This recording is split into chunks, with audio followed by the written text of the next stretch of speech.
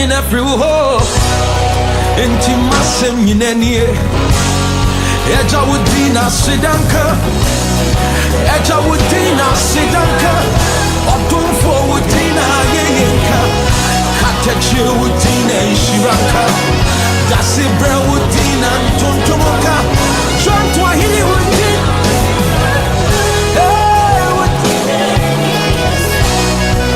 Cavalry could have been for why you're in Sada and take me to the money down where I'm in the day. My man is so much man singing now. If you're scared, singing and you.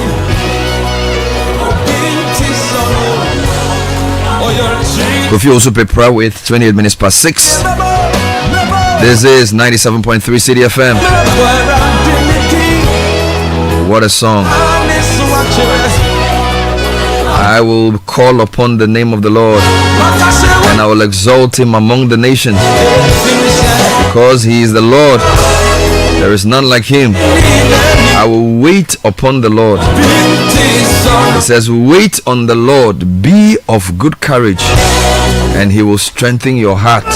Wait, I say, on the Lord. He says, I would have lost heart unless I had believed that I would see the goodness of the Lord in the land of the living.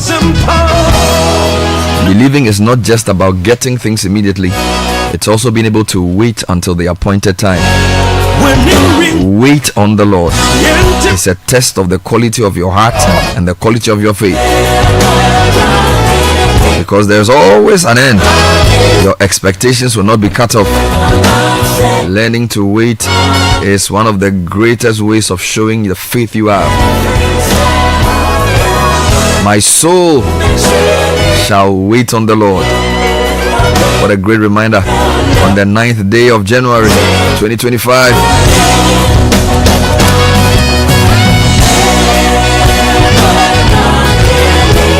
With Kofi Owusu-Pepra. Welcome to a great opportunity, a blank sheet that you can use to recreate your future. Thank you for staying with 97.3 FM. Starting off the newspaper review this morning. It's a great opportunity to redefine the cause of the nation through incisive, instructive, inspirational programming. City Business Festival is on. We're in the second day. That's at 9 a.m. every day. We'll take you through the headlines from across the country, all over the continent, and indeed across the world. We bring you business news summary, 10 minutes, and also sports. It's an interactive show. A new government is forming. Appointments committee is known. Who are the key names there? When will the new president release his first list of cabinet ministers? Watch out for that. First day at work yesterday. We're told we need a $90 million injection to stem a power crisis. All of that and more on the show today. We are interactive as well. 054-998-6996. We're also your favorite community radio because we follow up on important stories.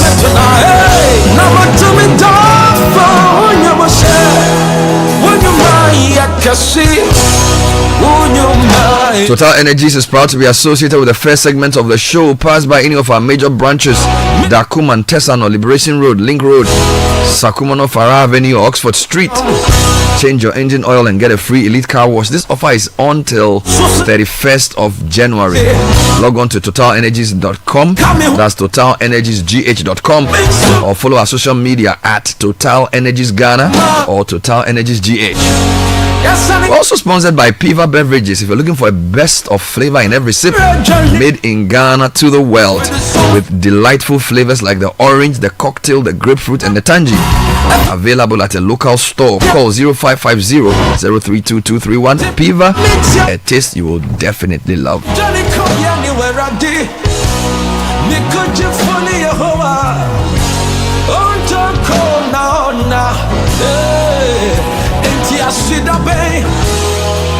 Impona beso any.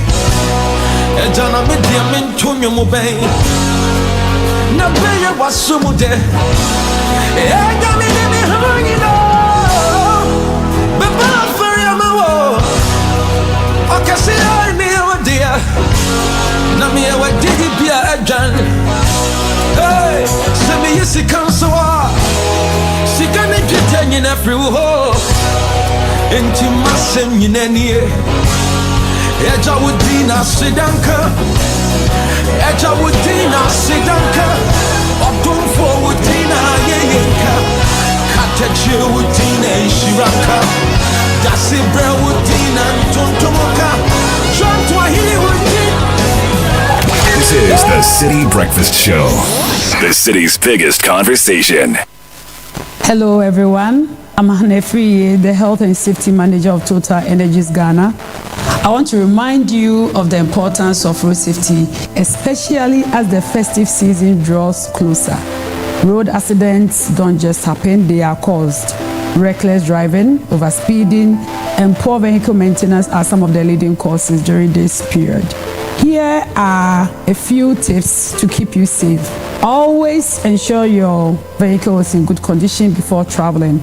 Please wear your seatbelt and avoid distractions like using your phone whilst driving.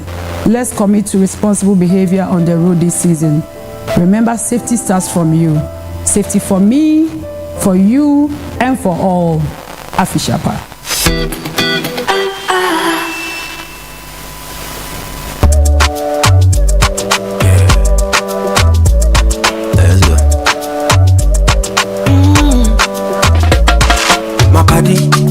Wake up in the morning, and you know the money calling. Oh, you go work, but you know it's out on your side. If I believe with us, if I hold my hand and believe, cause you know it's out on your side. And when you dream, no say I live for you. And when you hustle every day, anywhere I go, anything you do.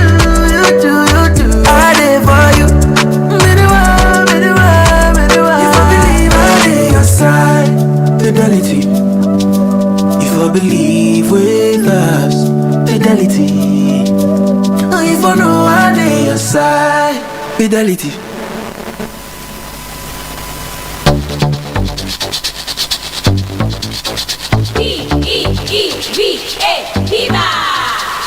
Looking for a burst of flavor in every sip? Discover the refreshing taste of Piva beverages. Enjoy the classic Piva Cola flavor, perfect fit anytime. How about a fruity adventure? Try our delightful Piva orange fruit drink packed with recognized citrus flavor. Craving something exotic?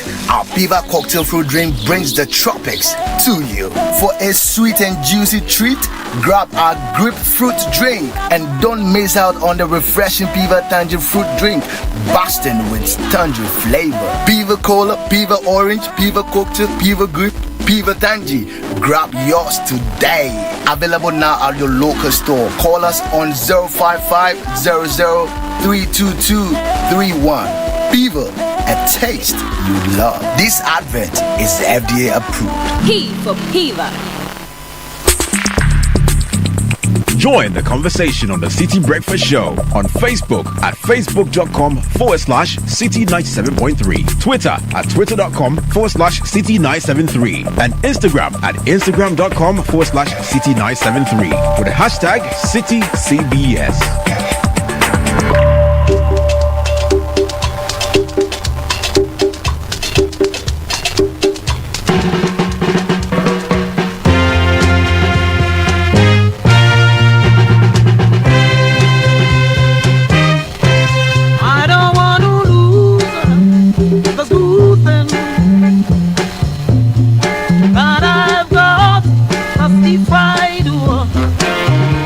I will shoot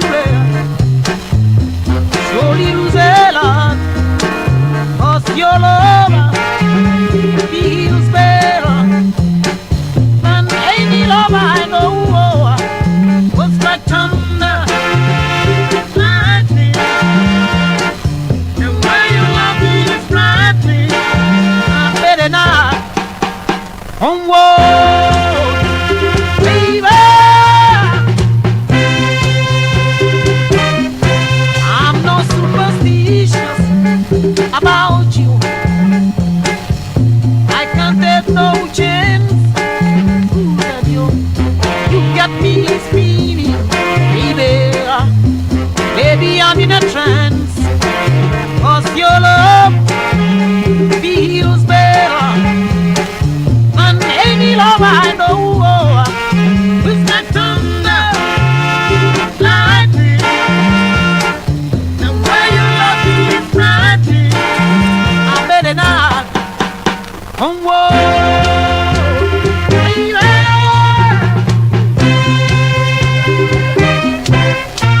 Knock on wood. 6:38. So what are the newspapers saying? It's like they're coming back gradually.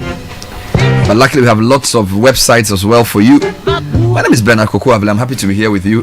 Richard Sky is back in his mask. Yeah, because yesterday the people with this. No, there appears to be. Yesterday I went home, I was sneezing, cry. No, No, me. What is? Left, right, and center. Yeah, a lot of people seem to. No, Sky, it's the weather. People are coughing. People have the. I don't know what to call it. Some dry stuff happening around, and they're also sharing it small. And it also rained yesterday. So yeah, so let's just be careful. I think the concept of mask is not a bad idea at all. I mean, COVID is gone, but you can. If I read something, I say something is coming. Yeah, they say the China. Charlie, they say your Chinese government. They say China is cooking something again. we don't. Charlie, we bind it too. I saw some story a few days ago that there's something they've discovered in China that is something flu something. We are handling it. You better. you better, because this one there, Charlie, this one if this one can will support Trump. He said the virus is from China. We are handling it. He says a China virus. You're handling it. You're handling your matter. How was that matter resolved in the international community? Because Trump said the thing was created in China. It's on lab. It's a serious matter. Brutal matter. Trump has gone and come. Xi Jinping is still there. Hey, yes. Gentlemen, welcome to the show. Thank you, bro. And I'm told there's an energy crisis looming. Yeah, that's right. What is this? That they need $90 million to stem it. Something, Charlie. Hey. So the Daily Graphic has that story. Energy crisis looms. Oh, this is not what we want to hear. You know, we want to hear something that will inspire confidence and something. $1.2 billion needed for Accra. And then we're told government stakeholders scramble for solution. There's a photograph of the spokesperson acting to the president. On that sector, yeah. or the spokesperson generally? Yeah, the generally, Felix Kwachio Fosu. All right. Also on the front page this morning, President revokes MMDCE's appointments. I don't even know why they stayed in office until they were fired. You just you sack yourself. Yeah, tender in your resignation by the state. Maybe they will look upon him with favor. Professor Mills did it, and the people did some bad things. Yeah. Oh, really? And then also the party people were not happy. Yeah. So why wait until you are fired? Who knows? Who knows? And then Ghana misses inflation target. Hey, December rate, inches up to 23.8%. And then there are some other stories here, including one concerning Ablekuma North. The returning officer steps down. He says, "Wabre." This is the second time he has resigned. Calculation exercise suspended for again. sixth time. And then some other stories. Let me take you to the homepage of channel1news.com. Ashimo, NDC not behind violent attacks on state offices. But there is also an interview of one of the party. So he told Vivian yesterday that they've set up a group. If you see somebody doing something, report to the police. He's asked the party people to basically expose criminals who are engaged in thuggery. So basically disowning what's going on. Okay. 4 independent MPs join NDC majority. Mahama hints at potential privatization of power distribution. Let me take you to Citi Newsroom. .com. What do you have and Citi Newsroom is also leading with the president talking about ECG. Says privatizing ECG will be considered to improve power distribution. Bernard Ahiafo chairs Parliament's appointment committee. Our supporters are protecting state properties, not stealing them. Bande. So whilst Ashimo is speaking here, Bande is also saying something else. okay. you know, Monday is buying. Yeah, and then also let me take you to my Joy Online on Free Senior High School says, let your wards come to school with food. Charles tells parents. But then they always go with food. But this one they say bring more. I'll give you details in a bit. I don't want to call her a corn woman, but we know her games. NDC's Arabna Orban Jab's opponent. Okay. Let me take you to the Chronicle. Mahama's investiture, Zoom Lion loaded for cleaning up Accra. Also, Afenyo Marking rejects micro-minority tag. The other story talks about Mahama sacking all MMDCEs. And the big story on the front page says GNASSM ready to help JM fight Galamsey. Now, I think there are a few more stories online that Godfrey missed that I just want to bring you. World Bank promises to support Ghana's cocoa sector as they met the president yesterday. That's also on Channel 1 News. Don't undertake any capital expenditure activity, local government to MMDC coordinating directors. And of course, chaos erupts after EC resumes collation of Ablekuma North results. We'll give you all the rundown on this. 4 independent MPs join NDC majority. That's also coming through on Channel 1. Again, if you go to Citi, a few stories to bring to your attention. It says, I'm done with collation. I won't do it anymore. Find a new person. That story is from the Coalition Center of Ablekuma North. Free SHS, the angle of Citi is that decentralized food procurement to curb shortages, Chas is saying to government. So we'll bring you some details, also the Free SHS discussion as well. Now let me take you to Star FM. Police commend public for successful presidential inauguration. ECOWAS is a failure and a disaster, Professor Kwesi Enin. Meanwhile, prioritize addressing Star FM. Class FM says Justin Kudia led MPP and serious unrepentant. This is Kwame A+ speaking to the media. BBC says Bill Crystal and Paris Hilton among celebrities to lose homes in wildfires. It sweeps through Hollywood Hills and threatens landmarks as chaos grips LA. Now, Sky, they are evacuating more than 100,000 people. Hey!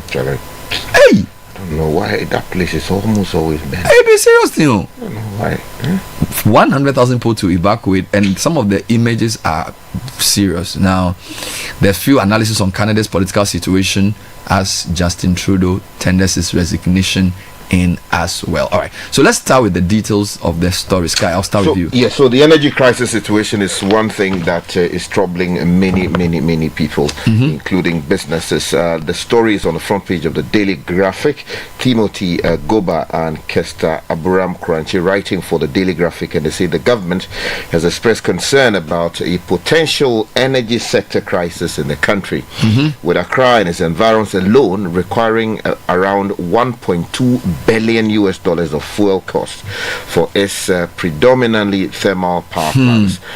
Consequently, a committee set up by the Chief of Staff Julius Debra under the instruction of the President John Dramani Mahama has met with industry stakeholders to find a quick solution to the looming crisis. Now, the situation emerged less than 24 hours after the inauguration of President Mahama at the Black Star Square in Accra last Tuesday. Now, government sources say there could be potential power outages in the energy sector due to the unavailability of liquid fuel to power thermal plants in Tema and plant maintenance on the West Africa gas pipeline, which would affect gas supply for power. So what did the transition team do on the energy side? Because I thought they should have known the state of the sector so that provisions will be made for this payment. We're told there's an $89.9 million gap that needs to be filled to prevent this looming. Meanwhile, the president is saying that ECG privatization could be considered. I have that story on citynewsroom.com, and President John Dramani Mahama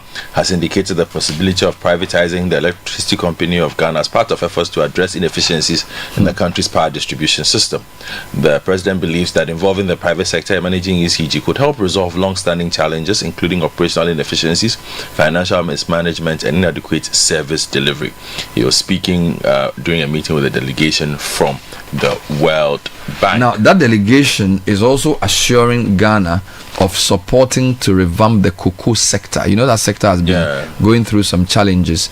Now, the same meeting had the a team led by the Usman Diagana, Vice President for West Africa and Central Africa, assuring the President of Ghana that on cocoa they will do their best to help Ghana revitalize the sector. They have acknowledged the significant challenges confronting Ghana's cocoa sector and pledged to offer recommendations to help revitalize the industry. Now, I'm not sure if the President mentioned the privatization as a way of going back to the compact, because in his campaign he spoke about possibly going back to the compact that was cancelled following the PDS fiasco. So just keep an eye on that particular story. Sky, I'm coming back to you. Yeah, so I will take you to another story having to do with the administration of the state at the micro level.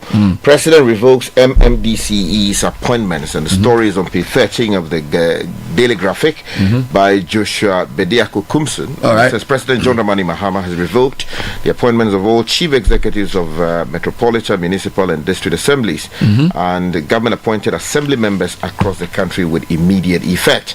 Now, the decision, which took effect yesterday, was in line with the provisions of the Local Government Governance Act of 2016, Act 936, as amended by the Local Governance Amendment Act of 2017, Act 940. Now, at least 26 of the 261 MMDCEs were appointed by the immediate past President Nana Addo Dankwa Akufo-Addo in February 2024, meaning they had been in charge for less than 1 year. Two more angles there.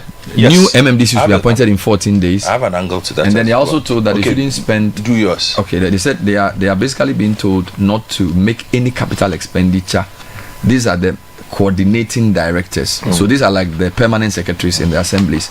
The president has issued a directive to all of them, cautioning them against undertaking any capital expenditure related activity.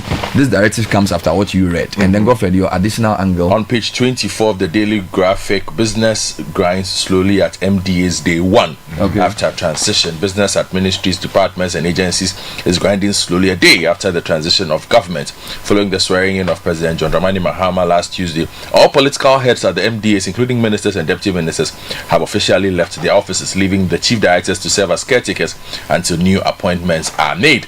When the Daily Graphic visited the ministerial enclave in Accra yesterday, it came to light that the usual bustling at the MDAs was absent.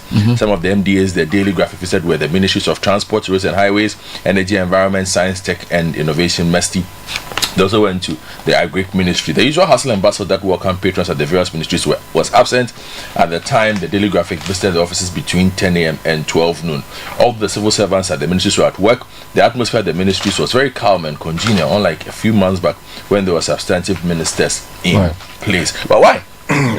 Because there's no new minister, and you know they haven't announced. But these are public offices, right? So this is the thing: they are permanent secretaries or chief directors who are supposed to be working. Yes. But usually, when a new government comes, they appoint sort of interim people for the sectors before the substantive appointments are made. That hasn't been done yet, which is why it appears nothing's going on. Number two, we have been told that the appointments committee has now been formed, and I think that will be interesting because of what's going to happen in Parliament.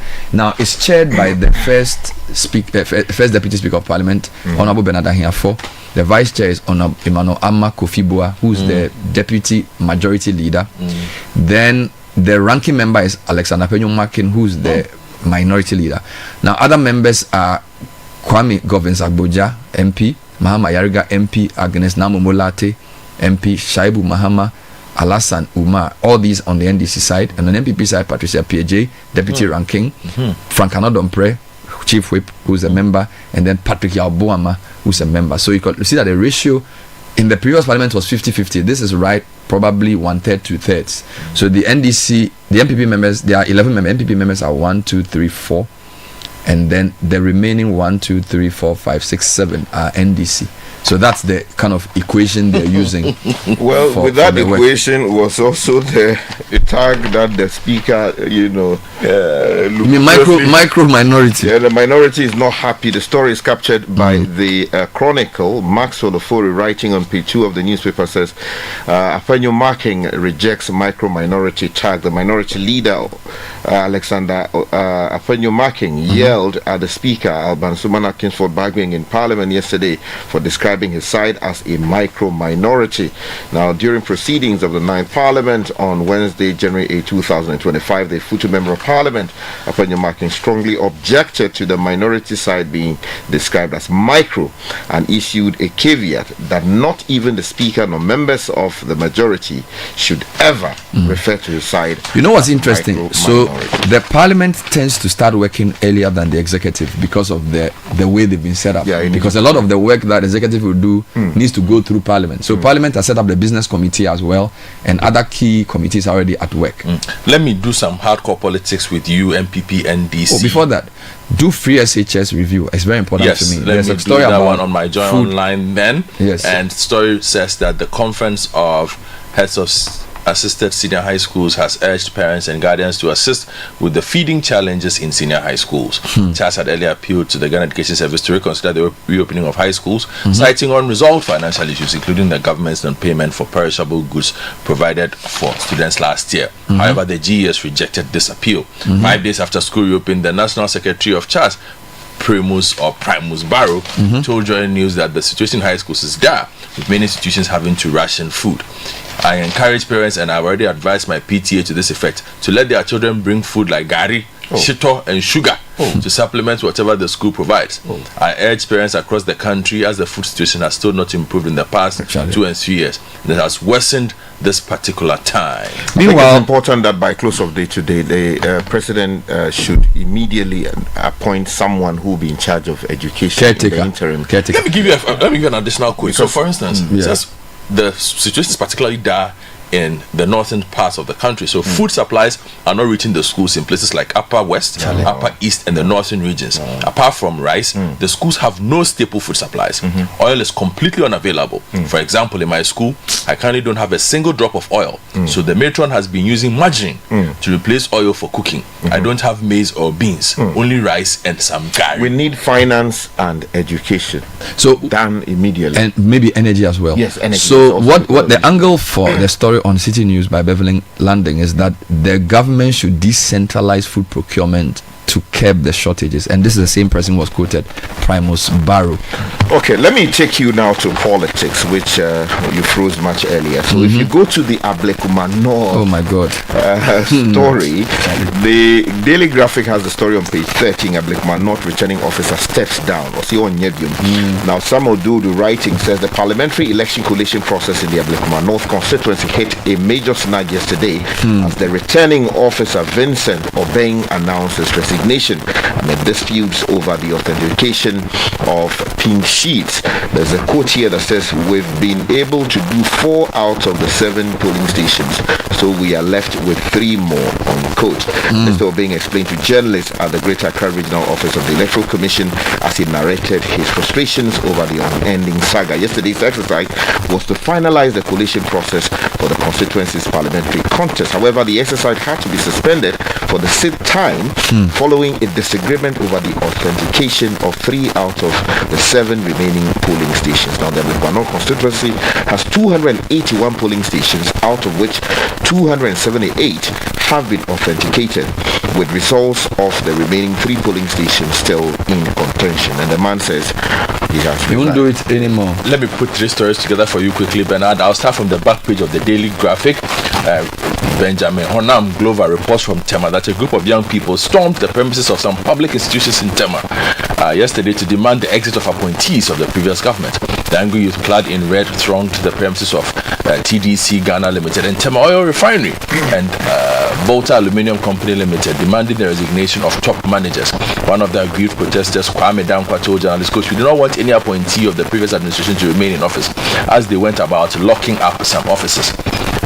Then that brings me to City newsroom, where a Deputy General Secretary of the NDC, Mustafa Bande, has defended the actions of alleged party supporters accused of vandalizing state property and attacking state institutions. Bande argued that these individuals were protecting state property rather than engaging in acts of vandalism. Quote, if the situation was that they were also stealing and taking it home, then it's a different matter. But if it is the case that they are moving and protecting state assets that government officials are taking away, then I think that is a problem the party has come to appreciate, which we are dealing with. We have been working with the IGP, cooperating with some skeletal individuals within the former government who are still opposed to try and regularize the situation. Now, Ashimo, who is the Greater Accra chair, says NDC not behind violent attacks on state offices. So you can also check City. Right. Now, I wanted to take you across the continent quickly. So there's a lot of things happening. Now, Mozambique is gripped by its worst turmoil since the 1990s.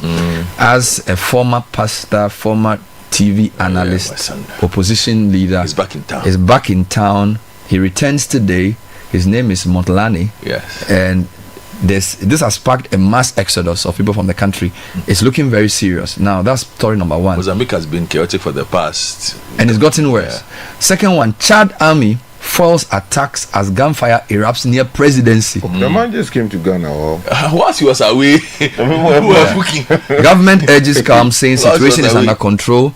Unspecified number of people feared dead from gunfire exchange in Chad. Now, the third one is just next door. Ivory Coast joins West African nations asking French troops to leave. Yeah, I was telling the other day. French forces to start withdrawing this month, according to the president. Now, France's military presence is seen as risky by allies. So, Senegal is not happy with what Macron has said. Ivory Coast is also not happy. So, it looks like there's going to be a new space in West Africa. Hopefully, we can build our own defense and stop depending on foreigners to protect us. Yeah, but the Ivory Coast one will be interesting for me, particularly because I think of all the French-speaking former colonies, the economy is the one that is the most significantly tied. Yeah, so they should. Kwame Nkrumah spoke about what did he use it? Neoliberalism is a new form of because a lot of major French companies are based in Abidjan. Neocolonialism is a new form of imperialism. So they should find themselves to free themselves economically. Now, a lot of houses in Hollywood are under threat as chaos grips LA. Wildfires with 100,000 people being forced to evacuate from that very rich part of California. And we're told that Billy Crystal and Paris Hilton are among the celebrities who have lost homes in the deadly wildfires raging in the Los Angeles area. More than 1,000 structures have been destroyed as 6 separate blazes burn in and around the city, which is dotted with film stars' mansions. I don't know. They need to find a lasting solution to the problem. California is always going through something. Yeah, something. I don't know why. It's a desert. Yeah. Before they even... So hot, yeah. Unless I have a matter of... But why does Arizona not see the same thing often like that? Because it's that's also a good question. The hot zone. I don't know. What was your problem? Tell him, I don't have anywhere to train. Train what? To train what? Almost all the teams in Dansuma. Oh, I know what to do. Let's take them. Come on, give you AstroTurf. This is the Citi Breakfast Show. The city's biggest conversation. The Citi Breakfast Show. Rise above the noise. Join the conversation on the Citi Breakfast Show on Facebook at facebook.com/Citi97.3, Twitter at twitter.com/Citi973, and Instagram at instagram.com/Citi973 with the hashtag CitiCBS.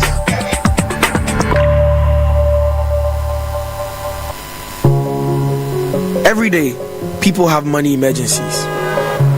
Ma, I need my school fees. Mommy chop money. Crash it. Mommy my rent. Emergency. Now, there's a new emergency number in town. More money, challenge and enjoyment. At the Chop Life we got. Dial *770# for money emergencies and Chop Life. For emergency access to your bank accounts, transfers, utility payments, loans, and more. Dial *770#. Bank on the go even without data with EcoBank's short code for digital banking. EcoBank, the Pan-African Bank. For over 60 years, Good Energy has served you top quality fuels. Goil brings you Super XP for a smooth ride. It is available in Goil stations nationwide. Goil Super XP is fortified with special additives which help your engine perform better and use less fuel. Goil Super XP is quality fuel, the ideal choice for most vehicles. Energize your ride with Goil Super XP. Wufilia, huh? Wufefi. Good energy. Joy energy.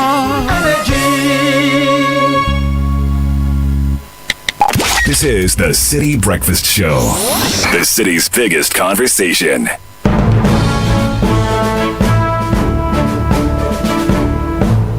City Business News with MTN and EcoBank.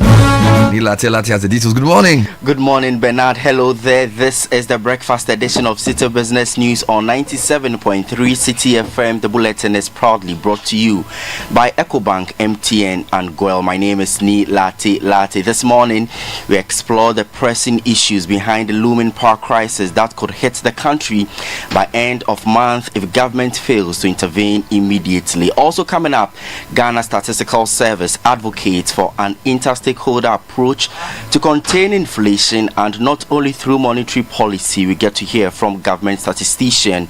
Much later, Association of Ghana Industries urges the Mahama administration to implement swift tax reforms to drive growth in the manufacturing sector.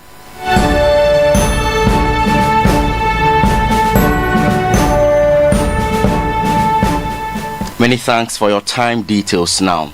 The new government is less than 48 hours in office. However, it is racing against time to address an imminent energy crisis.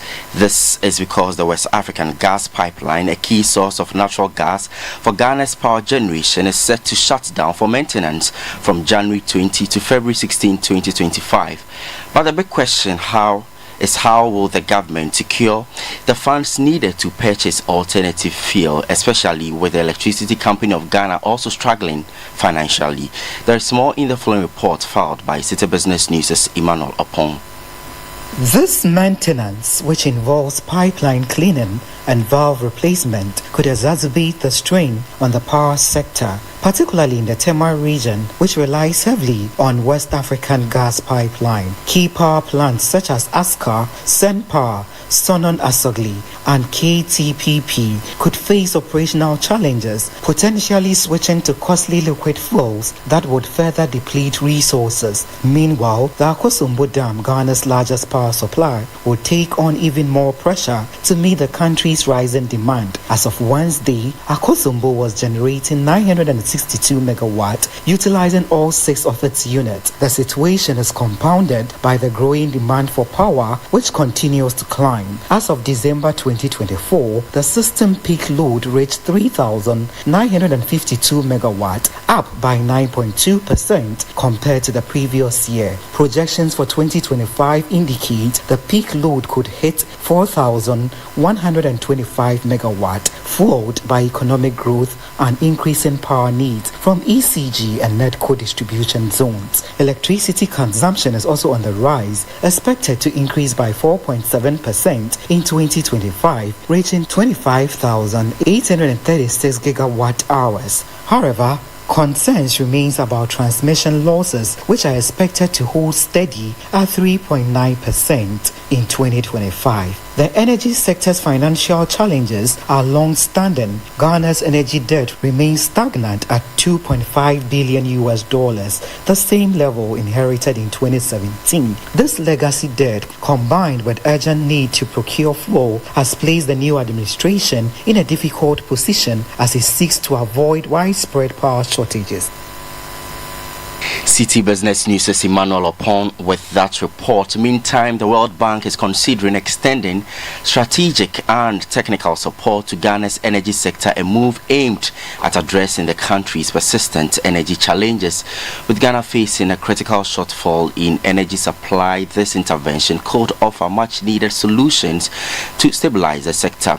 World Bank Vice President for West and Central Africa, Osman Diagna, disclosed this during an interaction with with President John Dramani Mahama when he led a delegation from the bank to pay a courtesy call on him. Energy sector is one that has given us that maybe it would be useful at some point that we have a dedicated session with your administration on that. Okay. And I think we would be very honored to have you participating in the discussion.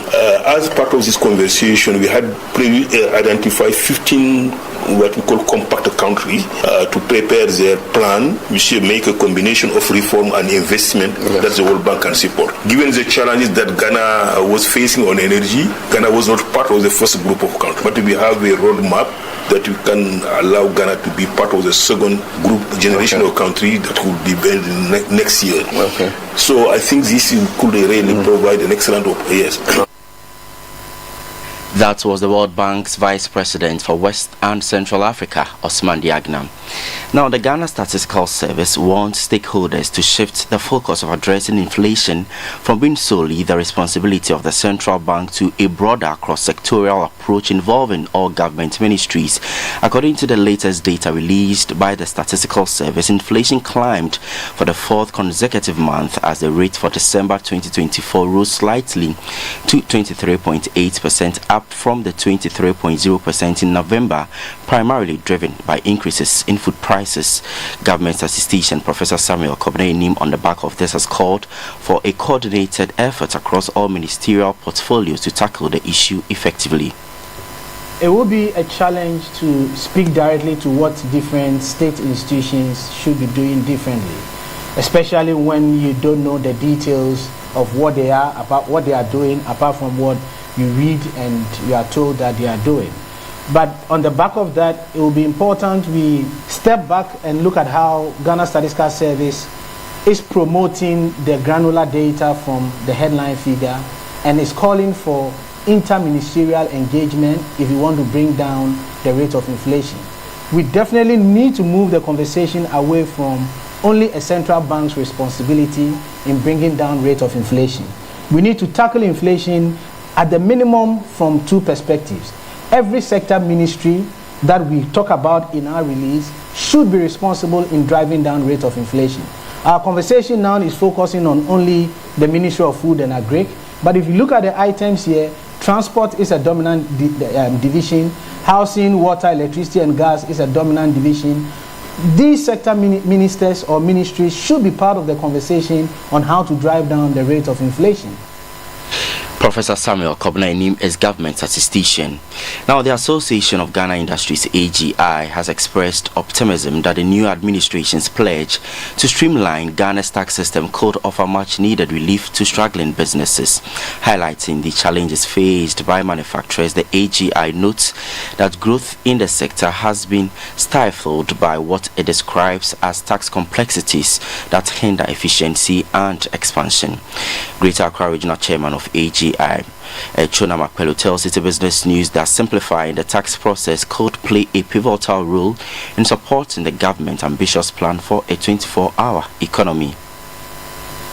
Our view is that this year should remain a year that would witness a proper cancellation, as it were, of some of these nuisance taxes. And if we see that happen, you would begin to witness a situation where industry, especially the manufacturing component of industry, will grow tremendously. If you observed last year, even though there appeared to be an increment in the GDP growth rates of industry, the real manufacturing sector is actually not growing. It's not growing because most of these taxes and other factors are making it difficult for us to grow. And so we want a situation where the issues are properly dealt with this year, especially to ensure that the government, who essentially promised a 24-hour economy, will really take some of these bold steps, to promote proper industrialization. Trona Mapello is Greater Accra Regional Chairman of the Association of Ghana Industries.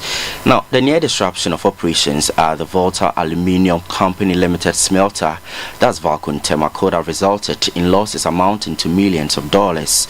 According to the company, which operates continuous service, it warns that any interruption to its 24-hour service could have led to significant financial consequences. This follows an incident yesterday involving alleged supporters of the NDC who reportedly stormed the company's premises. The group attempted to lock the offices of the CEO and deputy CEO, citing the end of the tenure of the Akufo-Addo administration. Dr. Robert Sambian is Director of Finance at Valco. Thank you. It's a highly technical operation, a 24/7 operation, as the HR Director said. It's also an expensive operation. So the process of production is continuous. If you disrupt it for 4 or 5 hours, you are likely to lose the lines. And once that happens, bringing them back, restarting is very costly to bring back the current level of operation. But we explained to them that the plant does not need to be disturbed. So they limited themselves to the admin building. And after the engagement, as the HR Director explained, they retreated. Dr. Robert Sambian, Director of Finance at Valco, ending the breakfast edition of Citi Business News. But before I go, let me take you to the forex markets. The dollar going for 15 cedis 90 pesos. The pound selling at 19 cedis 80 pesos. That of the euro could be sold to you at 16 cedis 80 pesos. A reminder that these are the rates being offered by the forex bureaus to the general public. My name is Sneak Latte. You can visit our website citynewsroom.com/business for more on our top stories. Do have a good business day.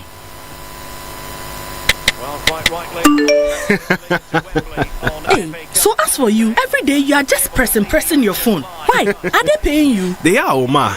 The more I use my MTN, the more points I get. And I can use those points to get airtime, data, and even discounts at shops and restaurants. Hey, so that is why all of you are always pressing your phones. And you won't tell us, so that we too we can enjoy some. Oh, ma. There's always more to enjoy with MTN Rewards. Just keep talking, testing, and browsing all day, every day to collect your points and use it to redeem amazing offers and discounted freebies right away. There's so much available for you. So dial *550# and get your reward today. Let's go everywhere you go. Kweku, have you heard what they are doing on MTN?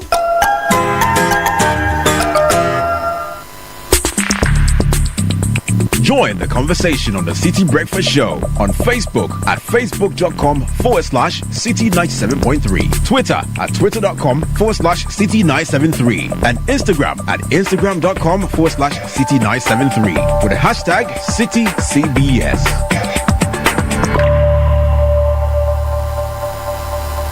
This is the Citi Breakfast Show, the city's biggest conversation.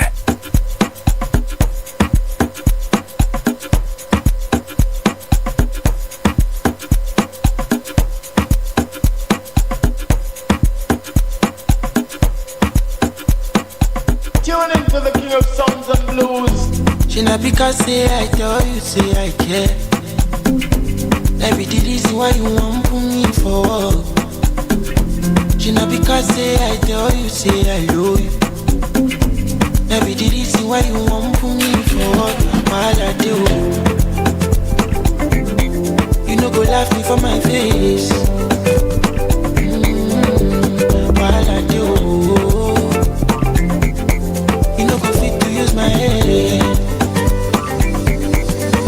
Wicked love in a wicked world. This is wicked love in a wicked world.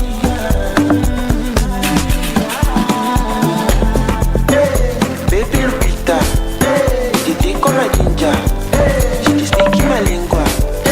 Selena Waka, fresh like 15:57. Business News is brought to you by MTN, EcoBank.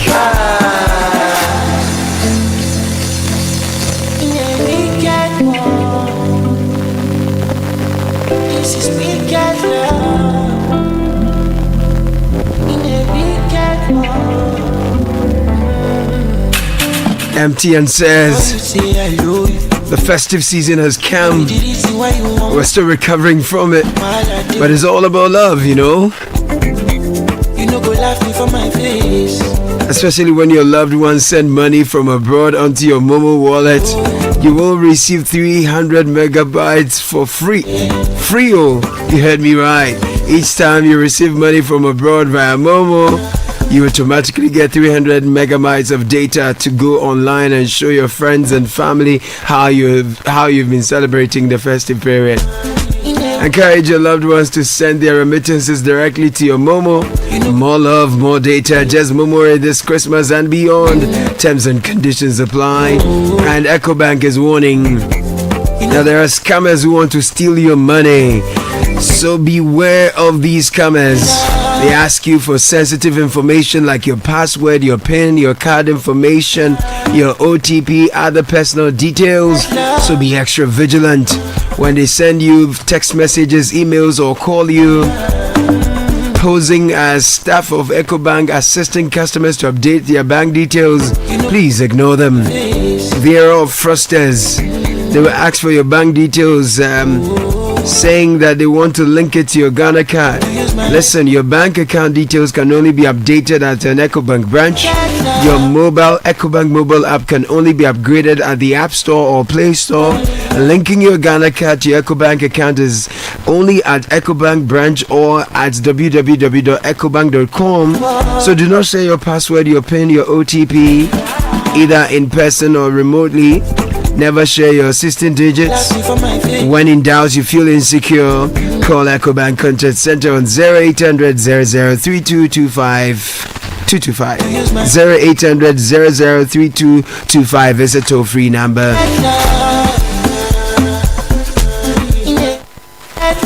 It's time for kickoff, and Bernard Abekocher is here with kickoff. Brought to you by Zonda Ghana Limited, your one-stop shop for quality trucks like Shantui bulldozers, excavators, graders, payloaders, rollers, power pickups, TX trucks, and oil tanks, all made and assembled right here in Ghana. We provide you top-notch after-sales service as well for all your heavy and light-duty trucks and machinery needs. We have 7 branches around the country. Find us. Our head office is off the Tema Plow Road, close to the Free Zones Enclave in Tema. Numbers to call 050-177-2222, 050-177-3333. Zonda built in Ghana, building Ghana. Pedro Porro. Solanke making that run again. It's swerving away from Kanata. Solanke holds it up, has his help, and there it is! Berryville arrives! And Spurs lead the tie!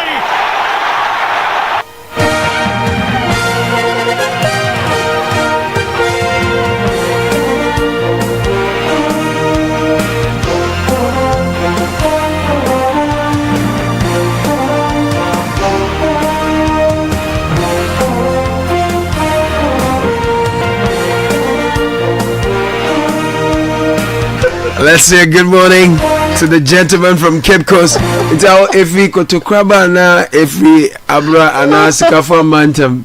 Matsa Kotocher Kakranta in Fandama. Kotocher. Akotocher. Abazin Echero. Kick off in one. Good morning, man. Good morning, Caleb. Was Spurs, not Spursy, this time in the first leg of the Carabao Cup tie against Liverpool at the Tottenham Hotspur Stadium. There's another 90 minutes to play at Anfield for a place in the final of that competition. More of that plus also coming up. And I dare say that I'm very disappointed. I get the sense that if not handled well, we may retrogress again. Well, Ghana's Black Queens are still without a head coach with some months to the start of the 2024 Women's African Cup of Nations in Morocco. That's and some tennis updates right here on 97.3 Citi FM. And I am Bernard Baker. We are proudly powered by Zonda GH and Polytank Ghana Papa Nuni. Let's start today's update with some women's football. the team was progressing in terms of quality. So if I have to reminisce, it was the only time I had seen the Black Queens close to what it used to be. And it's a crying shame that we have to lose Nora, not because we didn't want to continue or she didn't want to continue, but because we couldn't find a common grounds. I have seen that the last few weeks she had been posting here and there, obviously disappointed in the kind of preparation we're giving the team, the fact that we are not playing enough friendly games. Any coach worth his salt would definitely be disappointed, but I would have hoped that we maintain him, because obviously with the kind of job that he had executed with the Black Queens, it was telling. You didn't need anyone to whisper into your ears that she will have a lot of suitors, because she had built a team that was beginning to look like the Black Queens that first qualified for the World Cup before the Black Stars did, in terms of the category of the nature of the teams. And I dare say that I'm very disappointed. I get the sense that if not handled well, we may retrogress again. You heard from experienced sports journalist Veronica Kwame, who has expressed doubt about the progress of the Black Queens following Nora Hoodless' move to the Copper Queens of Zambia, with just 6 months remaining before the 2024 Women's African Cup of Nations set to take place in July 2025. The Ghana Football Association is yet to name Hoodless' successor. The Black Queens are set to compete against Zambia's Copper Queens and 16 other nations at the tournament. However, Kwame expresses fear in that fold. Well, Kwame also stated that she is willing to give the Ghana Football Association another opportunity to appoint a replacement for Nora Hoodler, as they did in the past. Of course, I really would love to give them the benefits of the doubt, because I think she had worked with the under 19, the Princesses, at one of the World Cups. So that was when we began to see her, and per the conversation after the competition, they seemed to, the girls, the technical team, or the people around the team seemed to have felt that she had what it took. And I do want to believe that they are able to get a coach, around her caliber or even better. But you see, I also noticed that with the women's football, it's not as easy as the men's game that has been around for a while. And at some point, you would have seen a lot of coaches come, at some point falling for the women as the head and everything. And you still could see that it wasn't good enough. Veronica Kwame is an experienced Ghanaian sports journalist. To Garka now, and outgoing Garka President Kujo Fiano has lamented the unattractiveness of football in Ghana to the corporate world and believes this is the reason for sponsorship challenges. He also berated Ghana clubs for their behavior to the organization. Fiano is expected to leave Garka later this month after serving as president of the association since 2016 after replacing Alhaji Raji. For challenges, they are there. You could see that football no more appealing to corporate Ghana. So programs that you need to run effectively with some sponsorship, you don't get the level you want to get to. So they face financial challenges, and also the football landscape is having some challenges. So definitely those challenges will affect Ghana. But what I will point my finger at as one of the biggest challenges that we face is the attitude of the club towards their welfare body, the interest. Well, away from there, let's now talk about the league of our roots, the Ghana Premier League. In Satraman FC were held to a 1-1 draw at home against Mediama SC in an outstanding Ghana Premier League match on Wednesday, January 8. The visitors struck first through Kingsley Brier in the 10th minute, but the advantage lasted only 2 minutes as Isaka Mohammed quickly equalized for the hosts. Let's now move to Cape Coast, where we have the Gusa Games happening. The University of Ghana emerged victorious in the women's tennis double, defending champions KNUST to clinch gold medal. Here's the head coach of UG's tennis team, Jafet Bagabesa, explaining to City Sport how his team prepared and ultimately claimed the gold medal. Preparation was good. I mean, we had limited equipment to work with, but I mean, the most important thing is you make it work. The ladies were actually up against one of the top players. I think they won last 2 years in tech, so they were up against the defending champions. So that made it a bit tricky, but we revised our game plan, and then we found our weaker link, and then we used it. So that's why I got the results. You know, when it comes to tennis, it's all about consistency. So my number one message to them was to be very consistent as much as possible. Away from Cape Coast, let's take a flight. International now. Lucas Bergvall scored his first goal for Tottenham Hotspur to give his side a 1-0 victory over holders Liverpool in the first leg of their League Cup semi-final last night. The 18-year-old Swede riffled a superb finish past Liverpool's goalkeeper Alisson in the 86th minute. Let's get some reactions. First off, Spurs boss Ange Postecoglou, followed by Liverpool's manager Arne Slot. We always knew that they would react after the last game we played here, and I think that's what they did. They were in moments they played really well, which we know from them. They are able to create chances. A very good football team, very good style of play, idea about football. But I think in general, if I look at all the numbers and if I reflect on the game, I think most parts of the game we controlled the game. Maybe even had the better chances in the end as well. Yeah, very proud, and again, we had to deal with some adversity tonight. We started the game really well, I thought. Then obviously we lose Rodrigo, and even in the way it happened, it's quite distressing. You see a teammate go down in that manner, and again, we had to sort of compose ourselves and deal with that and reorganise. And super proud of the players. I have been all along. You heard from Spurs boss Ange Postecoglou and Liverpool's Arne Slot. West Ham United have officially parted ways with Spanish manager Julen Lopetegui following an underwhelming start to the season. At the time of his dismissal, the former Real Madrid and Sabella boss had guided the team to 14th place in the English Premier League with a record of 6 wins, 5 draws and 9 losses. Lopetegui's departure means Ghanaian midfielder Mohamed Kudus will now play under new manager, as West Ham are reportedly in discussion with former Chelsea head coach Graham Potter. Let's do some transfers. Now, Marcus Rashford, the Manchester United forward's brother and agent, has headed to Italy for exploratory talks with AC Milan's executives over a potential half-season loan. At this stage, both parties are establishing the parameter for a loan deal financially, and otherwise a large portion of Rashford's salary would need to be subsidized by Manchester United. Let's do some tennis to wrap up.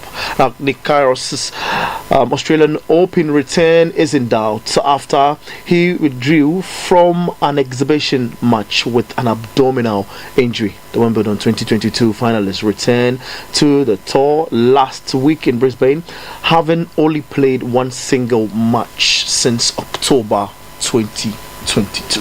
That's your sports this morning. For more sports stories, head on to citisportonline.com.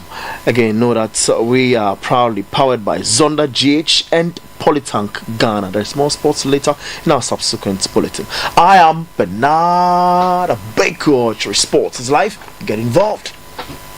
Guys, Charlie, you know that mining contract I've been chasing for years? I just got awarded the deal. But the issue is where to get the right and quality heavy-duty trucks to execute this job here in Ghana. Relax, my guy. Remember my recent construction deal at Pokwase? Zonda sorted me out. Zonda? What? Who is that? Zonda Tech Ghana Limited is your one-stop shop for machinery, heavy and light-duty trucks, and pickups. They have the Shantui bulldozers, graders, payloaders, rollers, fuel pickups, 4 land light trucks, TX trucks, and oil tanks. Made and assembled right here in Ghana with top-notch after-sales service and standard prices. Made in Ghana. This is amazing. You haven't seen my Zonda Power pickup, which I take to the office? Strong, durable, and tough on our roads. Hey, that's from Zonda too? Absolutely. Zonda is the right place for you, my guy. Oh, now I am sorted with Zonda. Zonda Tech Ghana Limited, your solution for heavy and light-duty trucks. Located at Tema, off the Aflao Road. Call 0501-772-222 or 0501-773-333. Zonda, built in Ghana, building Ghana. Join the conversation on the Citi Breakfast Show on Facebook at facebook.com/Citi97.3, Twitter at twitter.com/Citi973, and Instagram at instagram.com/Citi973 with the hashtag CitiCBS.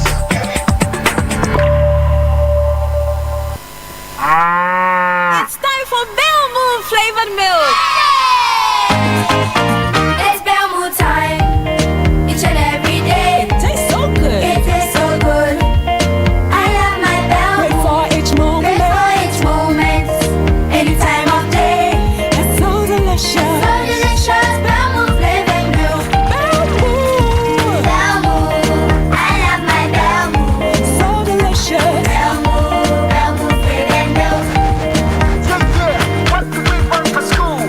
Belmoo flavored milk. It's maliciously delicious. For bulk distribution, give us a call on 0544 335 900. Another quality product from Belamo. This advert is FDA approved. Belmoo flavored milk. Dear business owner, congrats on not giving up on your business. You deserve a medal, and your business deserves to be taken to the next level. In fact, it's about time you run a Zenith Bank SME account so you and your business can enjoy the perks of the Zenith SME business card. Oga and Oga Madam status. The Zenith SME Business Card is a Visa debit card for making secure payments for goods and services. Enjoy great benefits such as free customized digital SME training, free marketing toolkits, access to Visa practical skills training, and more. Unlock the potential of your business today. Visit any Zenith Bank branch nationwide and sign up for the Zenith SME Business Card, the ultimate payment solution for SMEs. For more information, visit www.zenithbank.com.gh or call 0302 680-884 or 0307 086 370. Zenith Bank, in your best interests. It's back to school and ShopRite has everything you need to get ready for 2025. Save on school essentials with deals like a Cascade lunchbox and bottle set, all variants only $27.99 each, and a 36cm Badger Junior Brazilian Kids backpacks, all variants just $99.99 each. Save more with back to school low prices. Valid until 12 January 2025. ShopRite. Lower prices you can trust. Always. Now you know how I get to you with Super Joy. Super XP, that's what fuels my rounds. I get value for money, enjoy smooth rides, and it takes me further. I wish you safe drives and a Super XP Christmas. Ho, ho, ho! Here we go! Celebrate with Gold Super XP and enjoy our excellent range of gold products in the festive season. Goil, good energy. Show your dear. Good energy.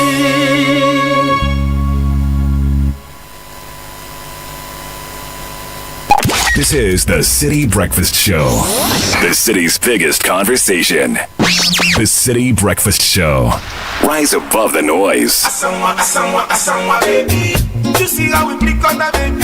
I don't feel like it don't kind of mighty. Uju, again, Uju, love to get it.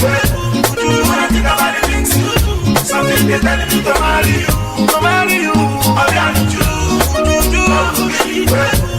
When I think about the things you do, something they tell me to marry you, because everything I you, anything I do, anytime I want to enjoy, anytime I want to laugh, when I want to when I go to what is all and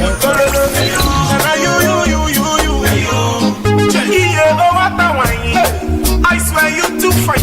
Anytime we there for the club, they wine. All the guys they go want to die. Mama no mommy can money. If not I make it ask if fine. So many chicks they might come they love me, but now only you who can be my wifey. I dey pray, I dey cast and bind it. For anything we go make us fight it. I don't go lie, it's a made up mindy. You be the best quality of wifey, because everything na you, anything I do na you, anytime I want to enjoy na you, anytime I want to laugh na you, when I want to go to na you, when I go to go to na you, go di golo na you, na you na you, you be my only thing, na you.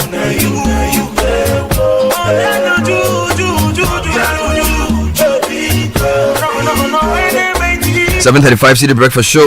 Happy birthday to Nana Ekuasari of the Risk Department of Deloitte, from your country managing partner Daniel Kojosu and all staff. Nana Ekua Owusu.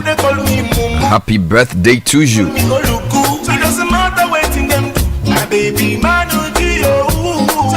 And happy 70th to Mrs. Victoria Ampa, formerly of the Trust Hospital Osu, a parishioner of Christ the King Church, popularly known as Auntie Vic. God bless you, and on this milestone, age gracefully in good health and prosperity from your children, in-laws, the Ansong and Ampa families. Enjoy your day, Mrs. Victoria Ampa, aka Auntie Vic.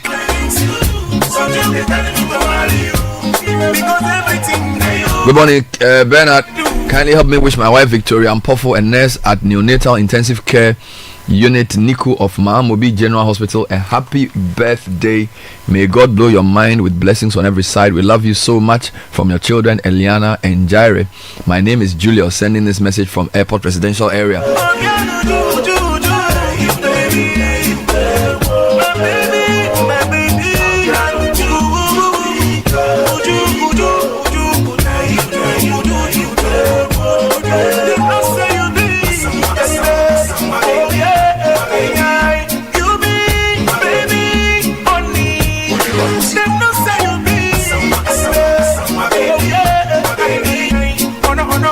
All right, now, so a number of things to talk about this morning.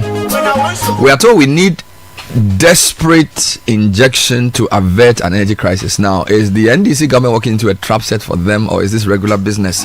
We'll deal with that shortly on the show. Some people have been complaining of blackouts in some parts of the country. What's going on?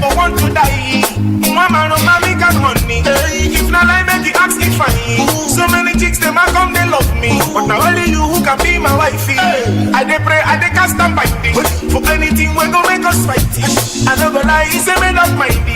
You be the best quality of wifey. Because everything, you.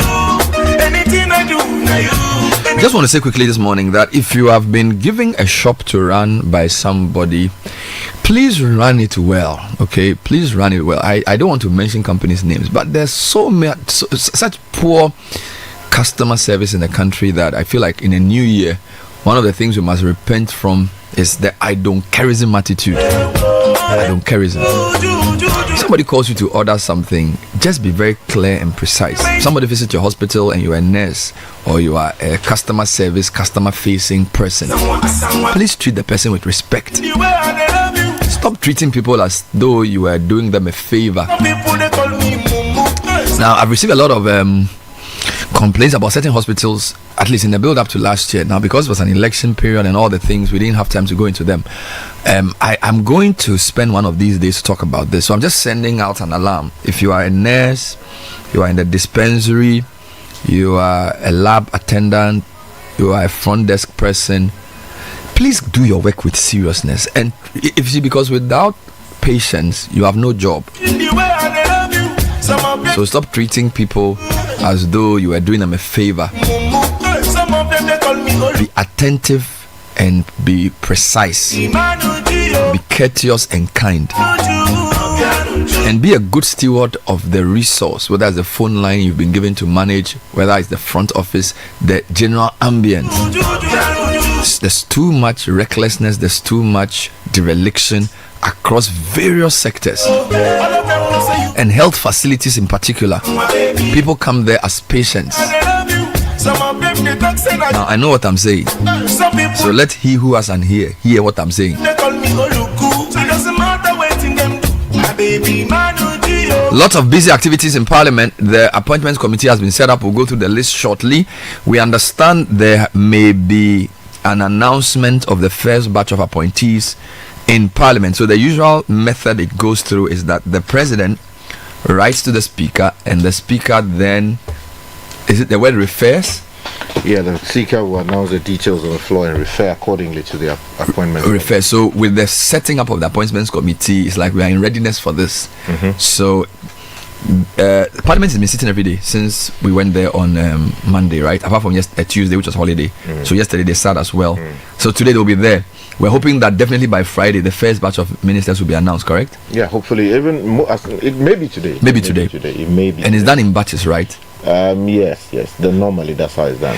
What is there? I'm looking forward to a day when the president drops, the first sitting of Parliament, and boom, so. But the first sitting was yesterday, technically after the swearing. Yes. But because the committee had not been constituted until yesterday, it will be a bit of a rush, right? Because the Parliament was constituted on Monday dawn. Yeah, but by midnight, by late yesterday, they had already constituted the various committees. So which was that matter for now. And yesterday is almost like the second. And by the way, just help me with this.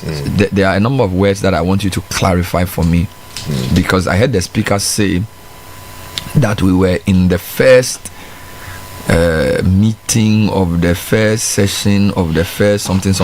What was that? Constitutional language is when Parliament first meets. So when Parliament. So what we went to do on Monday midnight was what? First meeting of Parliament, as in Parliament, the newly constituted Parliament. How many meetings do you have in a year? No, it normally is 4. 4 meetings. Yes, 4. Okay, so he said we were in the first sitting of the first meeting of the first session of the 9th Parliament. Yes. It's confusing. Okay, so let's take it one by one. The 9th Parliament, I understand that. Yes. Because the 8th one just closed. Now it says of the first session. Yeah, so the session normally is around 4 months or so. You know, so it will travel, then so we are in the first session. So how many sessions in a year? That should be 4 if my memory. 4 sessions. Then he said this is the first sitting of the first meeting. Yeah, so is the meeting the same as session? I'm saying that if you read the language of the Constitution, it says when Parliament first meets, and the standing orders, sort of lift that. You understand? So the meeting that we had after the midnight of this 6th January was the first sitting. The first meeting of Parliament. What happened yesterday was the first sitting. So the House sat for the first time to transact proper business. So hold on. Yesterday, the 8th, was the first sitting of the first meeting, or the first sitting of the second meeting. Session. The meeting is the when Parliament first met. So that meeting is lifted from the Constitution. What I need you to do later, maybe not now, is distinguish between a sitting, a meeting, and a session. You see, a meeting is where they came together for the very first time, right? Yes. To decide who should be the speaker, the swearing in ceremony, and then they did the election of the first deputy speaker. Yes. So that was a meeting. So they met. But they were also sitting when they were meeting. No, so strictly speaking, it was not a sitting in the sense of what the framers of the Constitution intended. So a sitting is when they now come to decide business. Yeah, to do public business. And so are you then saying that a meeting happens only when they come for the first time? So the constitutional language says that when Parliament first meets, can you dig up the Constitution? You have to find it. It's very complicated. So the Speaker sought to clarify that yesterday. So technically, what happened the day before was not a sitting. It was a meeting. It was a meeting. Parliament first meeting. Yes. All right. So a sitting is where yesterday, for instance, they decided to disperse into some committees. So today when they go is the second sitting. Yes. But is it the second sitting of the first session? Yes. So meeting should not be used in the language. It's not like a sequence. Yes. It's first sitting of the first session. Exactly. Second sitting of the first session. Yes. So you can have many sittings. Yes. Fair enough. Okay, second point. How do they... So when it adjourns, so for example, they come in the morning. When they come in the morning, they can meet, and then he will say they sit. And then he will say it's like they are going for break, and they come back. That's suspension. So it's suspended sitting. Yes. So it's still the same sitting. Yes. So they can come at 10, discuss business, go and come back at 2. Yes. So for instance, it's still the same sitting. Yeah. So for instance, when they first met after the midnight of the 6th, which was the wee hours of the 7th, the House elected a speaker. Yes. And the MPs were sworn into office. Yeah. And then you have first deputy speaker, second deputy speaker also elected. Then the speaker suspended the House and then elected the the Black Star Square to be the venue for a resumption of the sitting for that day. So the day hadn't ended. So the day hadn't ended. So they started at midnight. Yeah. He suspended and then changed the venue. Exactly. So it was still the same sitting. Exactly. Thank you. So you notice that there was no opening prayer, nothing. He just said honorable members. He's basically said honorable members. He just continued. Exactly. Okay. So technically, it was Parliament sitting at the what's the name? At the Black Star Square as a continuation of what they started in the House. Exactly. So it was a continuum. It had not ended. Is Parliament a place or an activity? Well, if you look at the Constitution, the power is vested in the Speaker to determine where Parliament shall sit from. So that thing they did at Independence Square is a parliamentary sitting. Yes. Oh, the reason why we shouldn't be seeing guns and all that. So let's go back to this. So we are in the first session, which may last for 4 months. Yeah. There are about 4 sessions in a year. No, no, not in a year. No, hold on. The reason I'm confused is that we have 4 years. Hold on, all right. So clarify this for me. So the assumption I had was that in a year they may have specific meetings in a year, but then in the 4-year period they will have different sessions. Do you follow my logic? So you have a sitting of a meeting of a session of a parliament. Do you get my logic? Let me dig. So try to find it for me. So while we are at it, the appointments committee has been named. The ratio is interesting, Godfrey. So there were 11, 4 MPP, 7 NDC. That seems to be a ratio they are going to be working with. And I have a task for them. Yes, you can see quickly that. No, don't use it like that. If you use it like that, then you'll confuse, because all the committees don't have the same equal numbers. Okay, let me do the business committee to clarify this. So okay, the appointments committee has 11 people. So it was 4 and 7 for the appointments. Caleb, check what the appointments committee looked like in 2020. But for the business committee, it's a bigger committee. But the ratio is no, you see, again, even the appointments committee, the new rules say that as and when, so for instance, if you're dealing with someone coming to the Ministry of Energy, then you require the heads of the committee that to join, to move from there to come and be part of the appointments committee for the purposes of vetting someone who is going to the energy ministry. Do you understand? So then, while you have a fixed membership, there's also a flowing membership depending on who is appearing before the committee. Let me do the business committee. Business committee has 15 members. Okay. The MPP members are the ranking member Apenyo Makin, Frank Anodon, deputy ranking, Yawose Duchum, doctor member, Mavis Nkansa member, Samioku member. So they are just 1, 2, 3, 4, 5. So 10 are NDC. Who are they? Atuforsen chairman, Amakofibwa vice chair, Agboja member, Ahmed Ibrahim. Now it looks like this committee is the committee of leadership, because you can tell from the committee that Ato and Kofibwa are majority leader and deputy, Governance and Ahmed are the whips, and this is the business committee that sets the business for the day. All right. Then there's also Zaneto, Adamu Ramadan, Thomas Anaba, Hamza Adam, Fred Agbanyo, Kofi Afo. 10 NDC, 5 MPP. Hey, Fred Agbanyo is already on the business committee. 10 and 5 MPP. Fred, so, good morning. Second question to you before I come back to this. Typically, which are the critical ministries that governments will usually send the list first? Usually. You need finance. Definitely. Yes. For spending. Yes, for spending. Yeah. You need also security, which will be either interior or defense or both. Yeah, that interior defense. Then you also need what do you call it? Energy.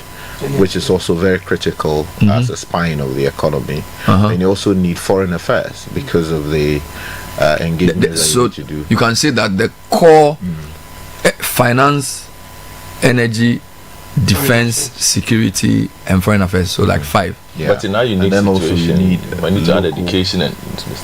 But in our situation, so many local government already ask people to go. So local government may have to come early. And then also free SHS school has opened, education. There's no food. Yeah, so it looks like he may be forced to actually do all quickly. Yeah, those are the key. So normally it is the cabinet positions that you start with first, because those form the core. What about AG? The Attorney General's department? Yes, of course. I mean, well, that's the only constitutionally secured position. Right. AG to be there, but merely because an AG is not in office, the position of Attorney General, the office can still operate even without the. Walk me through the process. So before you do that, so if you go to the standing order, session means series of meetings of Parliament within a period of 12 months. So within a year, that's a session. And then you have what's a meeting? A meeting includes a period during which Parliament is meeting continually within a session commencing when Parliament first sits. Sorry, can you repeat that? I was distracted. Okay. Meeting includes a period during which Parliament is sitting continually within a session commencing when Parliament first sits after being so summoned at any time, and ending when Parliament is adjourned indefinitely. I get it. So You remember there was a time where Parliament was not on, and then the majority that wanted Parliament to come back. Yeah. That would have been a meeting because he wanted to do some specific issues. So that would have been a meeting within that session because the session had not ended. So the session could have been maybe 3 months, but they wanted maybe like a 2-week period where they come and do some specific business. No, but you have to take note of adjournment indefinitely. So you have to contextualize it. The Speaker adjourned the House indefinitely before the. If you adjourn indefinitely, then it becomes still. Yeah, so that session had ended then. Okay. Do you understand? All right. So the other way of explaining this is to say, what the word used for the truncation determines what you are dealing with. Right. So if it's a sitting, do you suspend sitting and come back and finish? So if you do a suspension, it means that the sitting has not ended. It's just a suspension. Yes. But if you do an adjournment, then the next day or maybe you do a different sitting. Yes. Wonderful. And so there are 4 sessions, and Nana, thank you so much. There are 4 sessions for 4 years. Okay. In the term of Parliament, each session we have 3 meetings normally.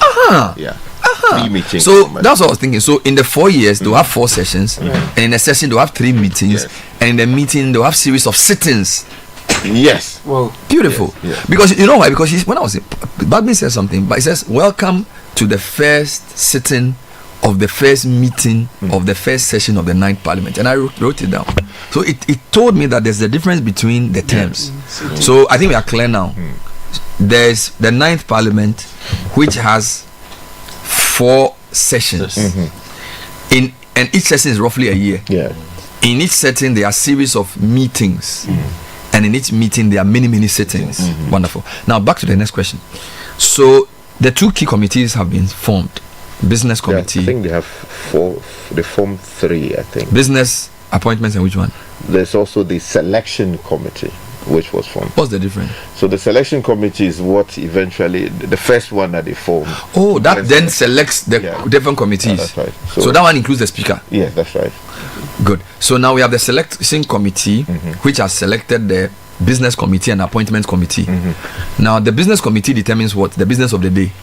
Yeah, so they determine the business for the week, really. For the week. Yeah, because they have to plan for the entire week, and they also plan for the entire period within so which the Parliament is meeting. You understand? And then, as and when necessary, they can make proposals as to who should appear. So, for example, somebody has a private member's bill he wants to push. He needs to speak to the business committee to know when his bill can get into the program. So. Well, what happens? Or something has been done by cabinet and they need Parliament to do something. The business committee has to be informed. Otherwise, it won't get on. Right? Yeah. So the business committee basically schedules what has to be done. That's what I'm trying to say. And then the report of the committee is brought to the House for the House to adopt it. Fair enough. When it is adopted, it becomes the plan or the program for the House for the period. So the selection committee has chosen, and the selection committee is bipartisan. Right? All committees are bipartisan. It includes a speaker, but the business committee doesn't include a speaker. Technically, because they have to meet the speaker. Yeah. Technically, I mean the speaker is the head. So, but if you look at the rules, it's not strictly speaking. I'm asking this because I see the name of the speaker in the selection committee, but I don't see his name in the business committee. Neither is his name in the appointments committee. Because he's not a member of Parliament. But the first deputy speaker automatically chairs the appointments committee, because correct? He's a member of Parliament. Wonderful. Now this first deputy speaker chairing the appointments committee, who is his vice chair then? It's from the same side, right? Yes, the vice chair is from the same side, normally the deputy majority leader. So in this case it will be, for now, Kofi Bua. Okay. Then the ranking member will be who? The minority leader. Who will be Bagbin? Sorry, Afenyo Maki. And who will be the deputy ranking? So the deputy minority. So Patricia PAG. Okay. Now the last point for you. Let's assume the president sends a list today.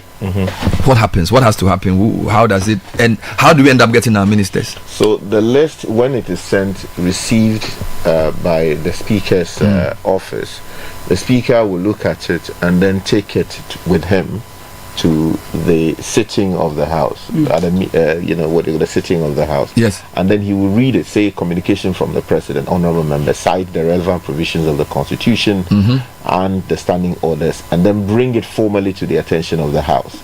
That having been done, then he will do a referral to the Appointments Committee, because they are mandated to vet and determine whether a person, is qualified to do the job.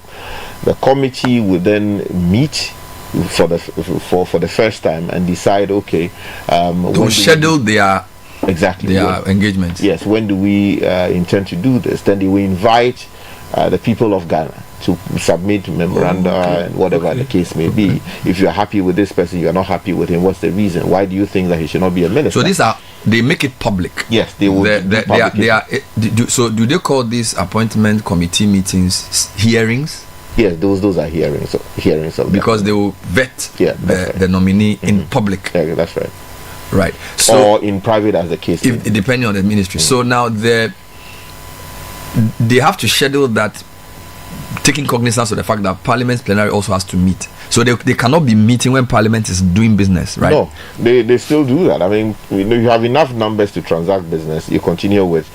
Which is why sometimes they go and come out of the committee. Exactly. So committee meetings happen concurrently with sometimes without that concurrence occurring. I get it. So typically, I'm asking also because the president's own announced timeline. He says he's going to appoint his ministers in 2 weeks, or he's going to announce his ministers in 2 weeks. All right. So let's assume the list comes today. What's the typical? How soon will the committee meet to start considering these guys? Well, so if it is referred to them today, and because of what I know to be engagements behind the scenes to ensure that the government is quickly formed, that referral once made, the committee can go into a meeting and then decide how to schedule the various people's appearance. Then a notice, the Parliament would then subsequently publish, a notice in the various national newspapers inviting members of the public to submit their memos. Once they receive those, they decide to cause investigations to be done as and when necessary, or engage national security in some cases to do background checks on all of these people. That report will be sent to the clerk, who would then draw it to the attention of the chairperson or chairman of the committee. Based upon that, they decide. So timeline. So they will determine all of that. But generally, would it be like a week? Yeah, so they announce it today. Today's normally Thursday. It should take some 2 weeks. Really? Yeah, some 2 weeks for all of these things to be here, because of course. So a lot of background has to be done. Yeah. So they can't announce a list today and vetting starts on Monday. No. It's too early. That would be a rushed, vetting process. So at least 2 weaks. At least 2 weeks, I think. Really? Yes, we need at least 2 weeks to be able to do. Even for critical ministries like finance, energy. Foreign affairs. Defense. Yeah, because first of all, the president causes background checks to be done on all the. Before he even mentions their names. Yeah, that's right. Before he even announces them. Yeah, announces them. Then, of course, Parliament has to do its own work, background checks. Then inviting the public to make inputs. Do you know of something that should not make Bernard Avila minister? If you have that information, you pass it on. All of that they have to settle all of that before the process actually takes off. So I'm trying to give listeners a sense of timing. We definitely expect some announcement this week in Parliament. There's today and tomorrow. Yeah. From what you're saying, it will be in the mid-20s of January. Today is what? 9th. Next week is the early teens. So you're looking probably the Monday after next for the Appointments Committee to start their work. Unless for some reason the Parliament decide otherwise. Now they want to make it faster. If they want to rush it, they can always do that. The typical hearing per nominee is how long? Well, it varies. There's no standard time. It depends on the issues in play. The issues at play. What are they dealing with? Are there some scandals involving a particular individual? Did he lie on his CV? Was there a criminal record somewhere that nobody was? Is it true that generally when the person is an MP, they get to go quicker than when they are not an MP? Yes, because first of all, you know that the person is one of us. Secondly, the Constitution says that the requirement is that you should first of all qualify to be. So if an MP is much easier. Yes. So it is assumed that you have ticked some boxes. So for instance, it said non-Ghanaians should not be. So if you hold allegiance or you owe allegiance to some other country, you are disqualified. But some of these things don't come up in the process of you becoming an MP. So subsequently, before the committee, the matter comes up, and then you are told that you're holding U.S. nationality. The committee has to deal with that. Sometimes they have to write to the embassy. So it takes It takes a time. Yeah. So all of those investigations have to be done. You remember that at some point, some ministers in the Rawlings administration, nominees were not made ministers eventually. Finally, how does this work? The committee recommends, and then the plenary accepts. How does it work? So the committee come up with a report, and then they send to the main plenary, and then the main plenary can decide to either adopt it by voice vote or go to a type of vote if there's contention, right? Well, so the issue is that at the committee level, the numbers that you mentioned. So it's 183 to 88, and then 4 independent. So that ratio determines the membership of the committee. But like I said, there's some fluidity for some chairmen to move and ranking members. Then once the vetting process is, they finish public hearing, then they vote at the committee level as to whether they are doing this by consensus or by majority. Okay, by consensus means that nobody has an objection. So all of us say the guy should go. Exactly. Majority means that some people have an issue. So usually if it goes by consensus, then the plenary will generally accept it. Yes. If it goes by majority vote, they may have to go back. So in that case, then they would have to be voting, which is secret ballot. Well, thanks for the education. Political science is a good course. Those who don't think it's an important course. Did you do political science? Yeah. You did, okay. In Legon, in my time, they have some funny combinations that you couldn't do because of scheduling. For example, you can never do economics and English. You get it. So, and the other thing. So, for some reason, I couldn't do political science. But anyway, I'm learning it here. 2 minutes past 8. Tech and social media trends is next. We'll speak to the interim guys in charge of our power sector because it looks like the new government is stumbling into a power crisis. We're going to deal with that shortly. Send us your comment 054-998-6996. Tech and social media trends is sponsored by. It's brought to us by First Bank and Telecel. First Bank Ghana is saying that if you want to send or receive money from Gambia, Guinea, Liberia, Nigeria, it is very easy through the Pan-African Payment and Settlement System. If you want to send money, just go to any of our branches. If you want to receive money, then you will need a First Bank Ghana account. There's the number to call to find out more about this. The number is 0596-921-921. And Telecel says get connected for less with a disconnected MiFi device at an unbeatable price of only 500 Ghana cedis, and also get 10 gigabyte free data. This will help your Wi-Fi solutions. It's a good Wi-Fi solution, internet connectivity, all that you need. Telecel has got you. So don't miss out on this limited time offer from Telecel today. Visit any retail shop to grab yours now. Telecel, connecting energies. Well, Susu Graham is back, hopefully with a better voice. But the voice is coming back slowly but surely. Welcome back. So what's trending this morning? So like you mentioned, the looming power crisis. So Doomso is trending, of course. Oh my God. People are concerned about, all the things we're hearing about the fuel supply here, the this and the that. So people are very concerned about that. So obviously that's trending. That's one of the biggest trends. Also, Israel is trending. Why? Yeah, because our vice president held an audience with the Israeli ambassador, I believe. Okay. So some people are a bit concerned because seeing what's happening between Israel and Palestine, Israel in Gaza in the last few months and whatever, has some people concerned about our relations with them, whether we should be having those relations with them and that kind of stuff. Socialist Forum issued a statement. This is just social media trends. We are not going to that one. There is between the social media. Grandfather, I salute you. But there was a story you missed yesterday. Kwesi Pratt said something about Sahrawi Republic. We was on the front page of the papers. Yeah, Western Sahara. Yeah, we cut diplomatic relations with them just before the last time. It's the last bastion of the. It's the last man standing.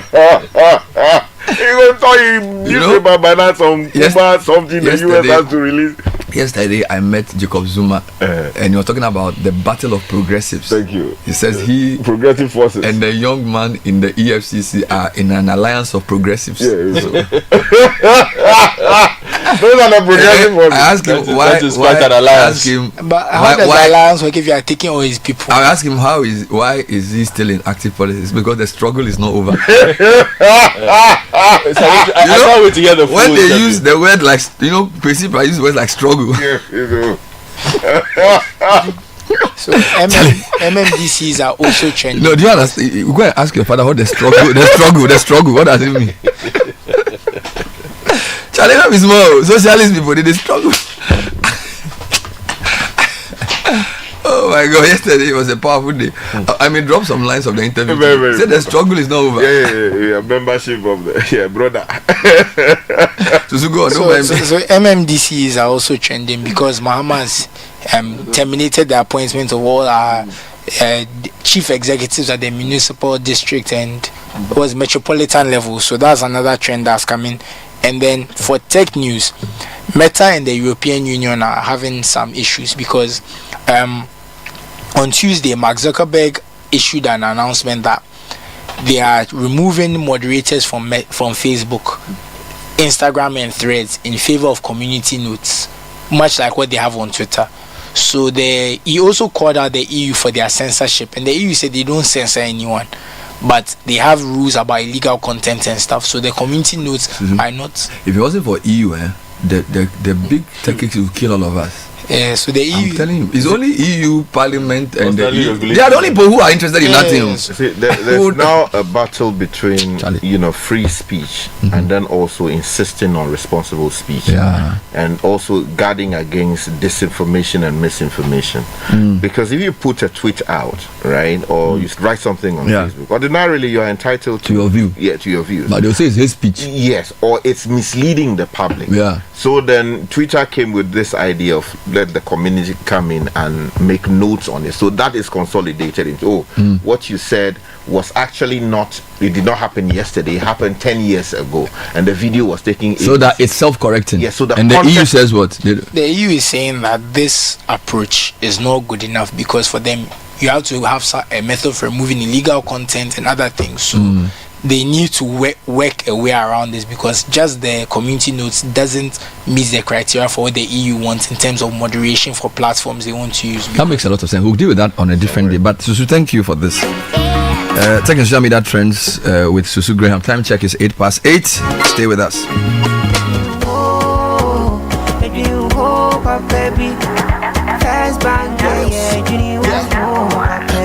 You're looking for a bank to rely on.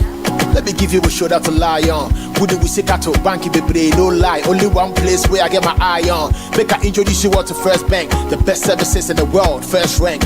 Customer service, everything is well planned. I make music, I travel, I sell land. They be my reserve tank. Cause every time I know my money's safe. Universal banking ain't in me here on the date. I'm a busy person, me no need time to wait. Now I got to Spain, even when I'm in the States. Mashing me blue shirt. They tell me office a chilling, but who cares? Cause I bank with the best. I'm lucky, I'm too blessed. When it comes to First Bank, it's too west. Everything is you first. Nobody feed do I'm like us. Do I'm like us. First Bank we treat you first. Treat you first. Think about you first. Think about you first. You first. First Bank. There's a business in every woman, from the young lady brimming with exciting and novel business ideas to the market queen managing her empire. There's the she architect, quantity surveyor, realtor, business consultant, crafting dreams into reality, and the multitasking mom seamlessly blending work at home. The entrepreneur, meticulously checking stock. To the corporate woman, sealing deals on the move. Indeed, there's a business in every woman. Introducing Telecel Women in Business, our initiative to empower women-led and women-owned enterprises. Benefit from tailored activities, networking, business and technical support, free webinars, trainings, and more. To join this initiative, be a female-led business and a Telecel business customer. Visit telecel.com.gh/business to register now. Telecel, connecting energies.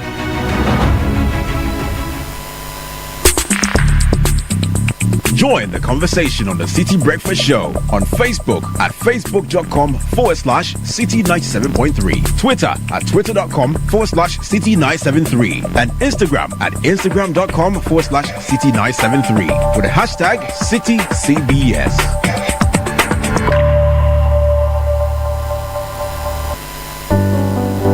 Imagine waking up in a beautiful home you can call your own, or watching the value of the plot of land you invested in grow year after year. This 2025, Apollonia City is inviting you to start the year right by making a smart investment in property. Apollonia City offers high-quality real estate that is ever appreciating. At Apollonia City, the value is not just your home or land. It is also the area that surrounds it. Tarred roads with safe speed limits, drainage for even the most punishing floods, and neighborhood planning that ensures your view will never change. Choose any of our serviced or semi-serviced plots or any of our beautifully crafted homes and enjoy up to a 3-year payment plan. Call us on 0275 577 577 or 0542 777 222 and let's help you start the year right. What if we told you that your next adventure is just a tap away?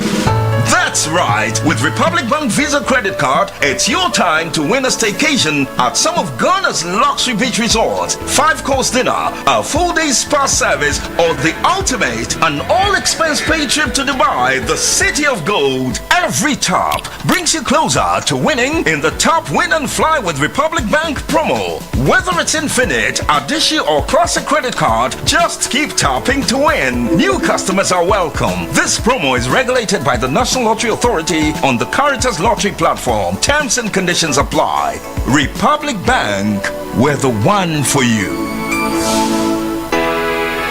There's no price like the ShopRite price. That's why we are committed to bringing you lower prices on all the essentials you need. Like 4.5 kg Abina Vietnam rice for only 119 cedis, 99 pesos, and 125 gram Titus sardine for just 14 cedis, 99 pesos. Never pay more than the ShopRite price. Prices valid until 12 January. Only at ShopRite. This ad is not about how convenient or easy to use the Affinity app is, or not having to worry about monthly or transaction fees. Yes, banking without fees. This ad is about Affinity providing the necessary services to help grow your business. Because banking doesn't have to be an inconvenience. With Affinity, you're in. To get the app, dial *229# or go to affinityghana.com.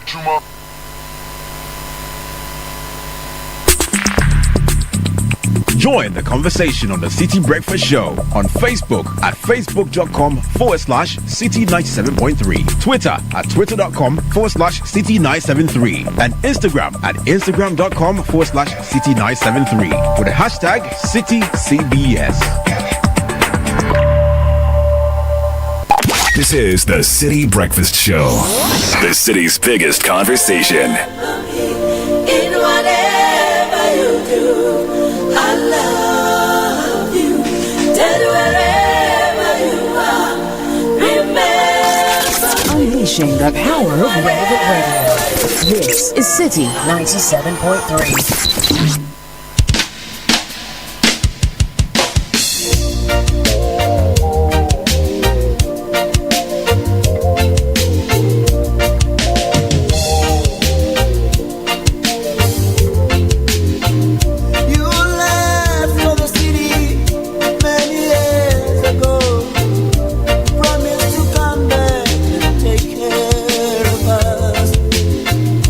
Many years have gone by.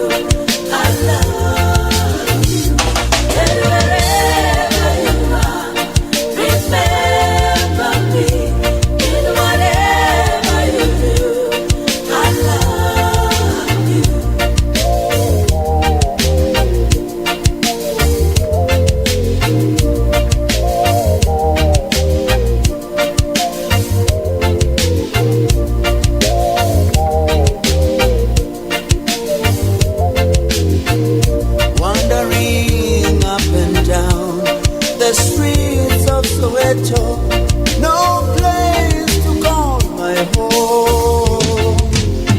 I tried to find you many years ago, but the woman you married to was not good at all. Tell you, remember me. 60 minutes past 8. We're getting some comments on customer service, but is the new government stumbling into a park ride? Some very interesting angles coming up. Before that, though, make the holidays unforgettable. Treat your family and friends to a celebration at the Africa Regent Hotel. Join us to enjoy delightful welcome drinks, mouth-watering delicacies, and soothing melodies in a relaxed atmosphere throughout the festive season. Come for an unforgettable experience at the African Regent. This and every Friday at the Zong inside the hotel from 6 p.m. You can call or WhatsApp 0302 765 or 0268265386. The Africa Regent Hotel, simply Afropolitan. If you're looking for litigation-free land, contact Royal Kingdom Estate, who specialize in land acquisition, construction, design, property management, and more. With properties in prime areas like Accra and Ebri, with land starting at 90,000 cedis, they offer flexible payment plans, affordable homes ranging from 2 bedrooms and premium furnished apartments for short rentals at airport. Call 0557 555 909 or send an email to info@Royal Kingdom Estate. And lead the change with the university built for tomorrow's leaders. Heritage Christian University set up to provide a missing link in tertiary education through creativity and innovation. Since 2018, the university has given over 450,000 cedis as startup grants to a number of students to start their own companies. There is a huge emphasis on entrepreneurship, technology, and practical learning and professional certification. Call the Heritage Christian University on 054 777 7731 or 0202 229 8399. And there is a delicious snack out there for both kids and adults. It's called the Bell Moo flavored milk. It comes in chocolate and strawberry flavors, perfect for any time of the day for your lunch boxes, etc., etc. For bulk distribution, call us 0544 335 900 or 0544 335 800. Bell Moo is maliciously delicious. It's another quality product from Bell Aqua. And if you want a British degree at a fraction of the cost, you can have up to 50% scholarship as well. Correct faculty trained to UK standard. Then you're looking at Lancaster University, Ghana. You can find them online, www.lancaster.edu.gh. Email them admission@lancaster.edu.gh. Number to call is 0209 607008. Lancaster University, Ghana is the only British university campus in West Africa. And real estate is a key part of wealth portfolio. That's why this 2025 Apollonia City is offering you opportunity to own premium plots of land at competitive prices with up to 3-year payment plans. Service lands come with access to water and electricity, tarred roads, solar powered street lights, access to high-speed internet, so much more. We have beautifully crafted 2, 3 and 4 bedroom homes for you to choose from with the construction of the Adenta Dodowa Highway. Also, it's a great thing to have a property along that area. Call Apollonia City now, 0275 577 577 0542 777 222 for more details. So it's 19 minutes past 8, and the first story I want to deal with this morning. Government has expressed concern about potential energy crisis in the country, with Accra and its environs alone requiring about $1.2 billion of fuel. Guys, $1.2 billion of fuel for its predominantly thermal power plants. Now, Chief of Staff chairs a committee. Actually, a committee has been set up by the Chief of Staff under the instruction of President Mahama, with the industry stakeholders to find a quick solution to the crisis. Now, the situation emerged less than 24 hours after the inauguration of the President Mahama at the Black Star Square. Now, we are being told that this is happening because The West Africa gas pipeline was supposed to have done some maintenance work in October, but the government postponed it to January this year with the excuse that it needed time to procure fuel as an alternative means of powering the thermal plants in the absence of gas from WAPCO. Now, the question is, what happened during the transition period? What assurances were given? Is this sabotage or is this just the normal order of business? Edward Bauer is a former MP for Bongo and also formerly with one of the energy parastatals. Thanks for joining us. Mr. Bauer, I believe you were in the meeting of the committee set up by the Chief of Staff with industry people to try and get to the bottom of this matter. Can you confirm this? Yes, I'm a member of that technical committee that was set up. Wonderful. So what are your terms of reference, by the way? So basically, the terms of, just to put it in one sentence, find ways of ensuring that we avert the potential load shedding issues. But let me give you just a background, because just to appreciate why we are doing what we're going to do. So basically, in October, WAPCO wrote to the government of Ghana that they intended to undertake their routine maintenance of the their gas pipeline. Usually, maintenances are done to forestall any problem that may occur in the future. So after using a facility or utility for a period, you need to find a way of looking at it. 2 is to also satisfy insurance purposes. But if you do not have routine maintenance and anything happens, you may have a challenge trying to take advantage of your insurance cover on that particular asset. And so these were the reasons they gave to do that. Government then wrote back to WAPCO, telling WAPCO that, look, we rely on this pipeline heavily for our fuel requirements for our generating plant. So give us till January for us to make alternative arrangements for liquid fuel. Remember that there are some plants that are either dual fuel or triple, which means that they can either use gas, they can use light crude oil, or they can use diesel. And so we have plants that are so flexible. And so government had told WAPCO that, look, give us time to be able to buy the necessary fuel in terms of liquid fuel, saying that when you curtail the supply of gas, we will be able to still run our generating plant. So WAPCO agreed to that. That, look, they knew that by January 20th, government of Ghana would have made the necessary arrangements to get that done. Unfortunately, at the period of the transition, the transition period after election, we realized that there was this communication that had gone between WAPCO and the government of Ghana. So the transition team actually drew the attention of government to that. Look, we do know that there's this letter that has been given to you, and you had asked that they give you a period to be able to buy fuel to put them down. As we speak now, what is the arrangement that has been done?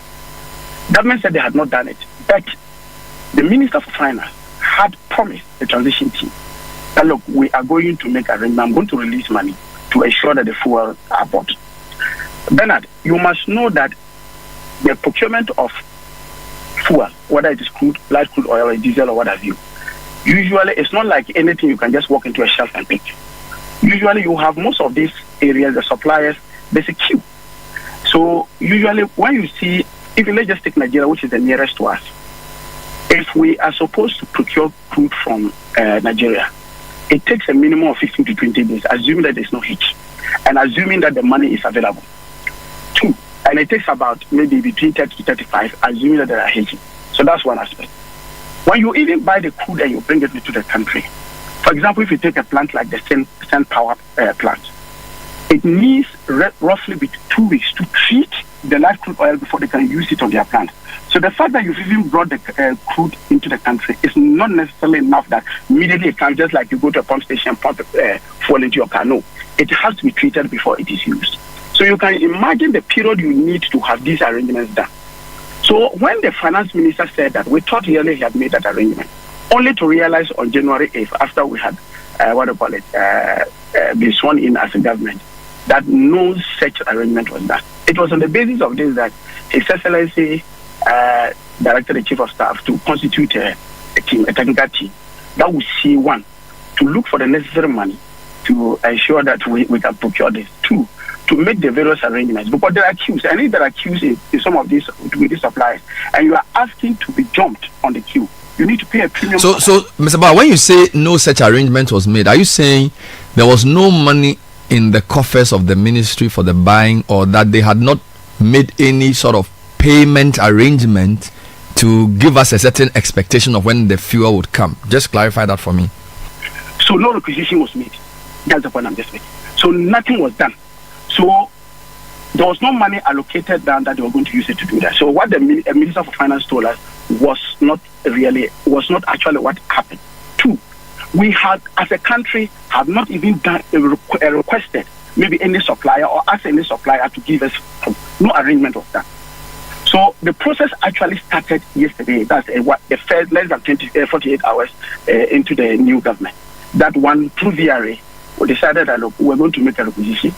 Two, luckily enough, His Excellency the President has directed that money should be taken, because we need between, actually, for what we, assuming that the maintenance stays just the 1 month, the 28 days that they are proposing.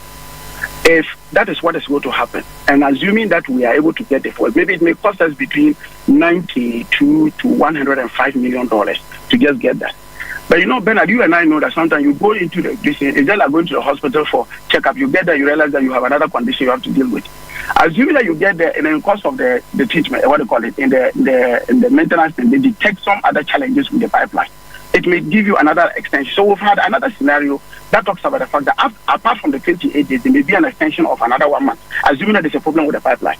If that is the case, we need around $240 million to be able to buy the necessary liquid fuel component to be able to power this generation plant. And so His Excellency has asked that money should be looked for, and I think basically that way we are getting. So money may not be necessarily the challenge. The challenge basically is the time. The time is the time that we'll have. Yeah. Because I was going to say to you that the finance minister appeared in Parliament in the 8th Parliament to approve the appropriation for the first 3 months, and you were all in Parliament, so definitely you would know if money had been made available for that sector, right? So on the question of timing, has the committee been able to make any firm requisitions to at least put us in the queue for supply of fuel? So as at it, the true VRA, the requisition was made. So that process has already started. That's the first point. Two, but then let me also just tell you something. You see, the fact that the budget, you had expenditure on account that was approved by the 8th Parliament, that is still a budget, you know that. But it is just to give you permission that if you're able to raise the necessary revenues, you can spend X amount of money within the period for expenditure on on account. It doesn't necessarily mean that you have the fiscal cash there. But that actually, as we speak now, it's not, money is not the challenge.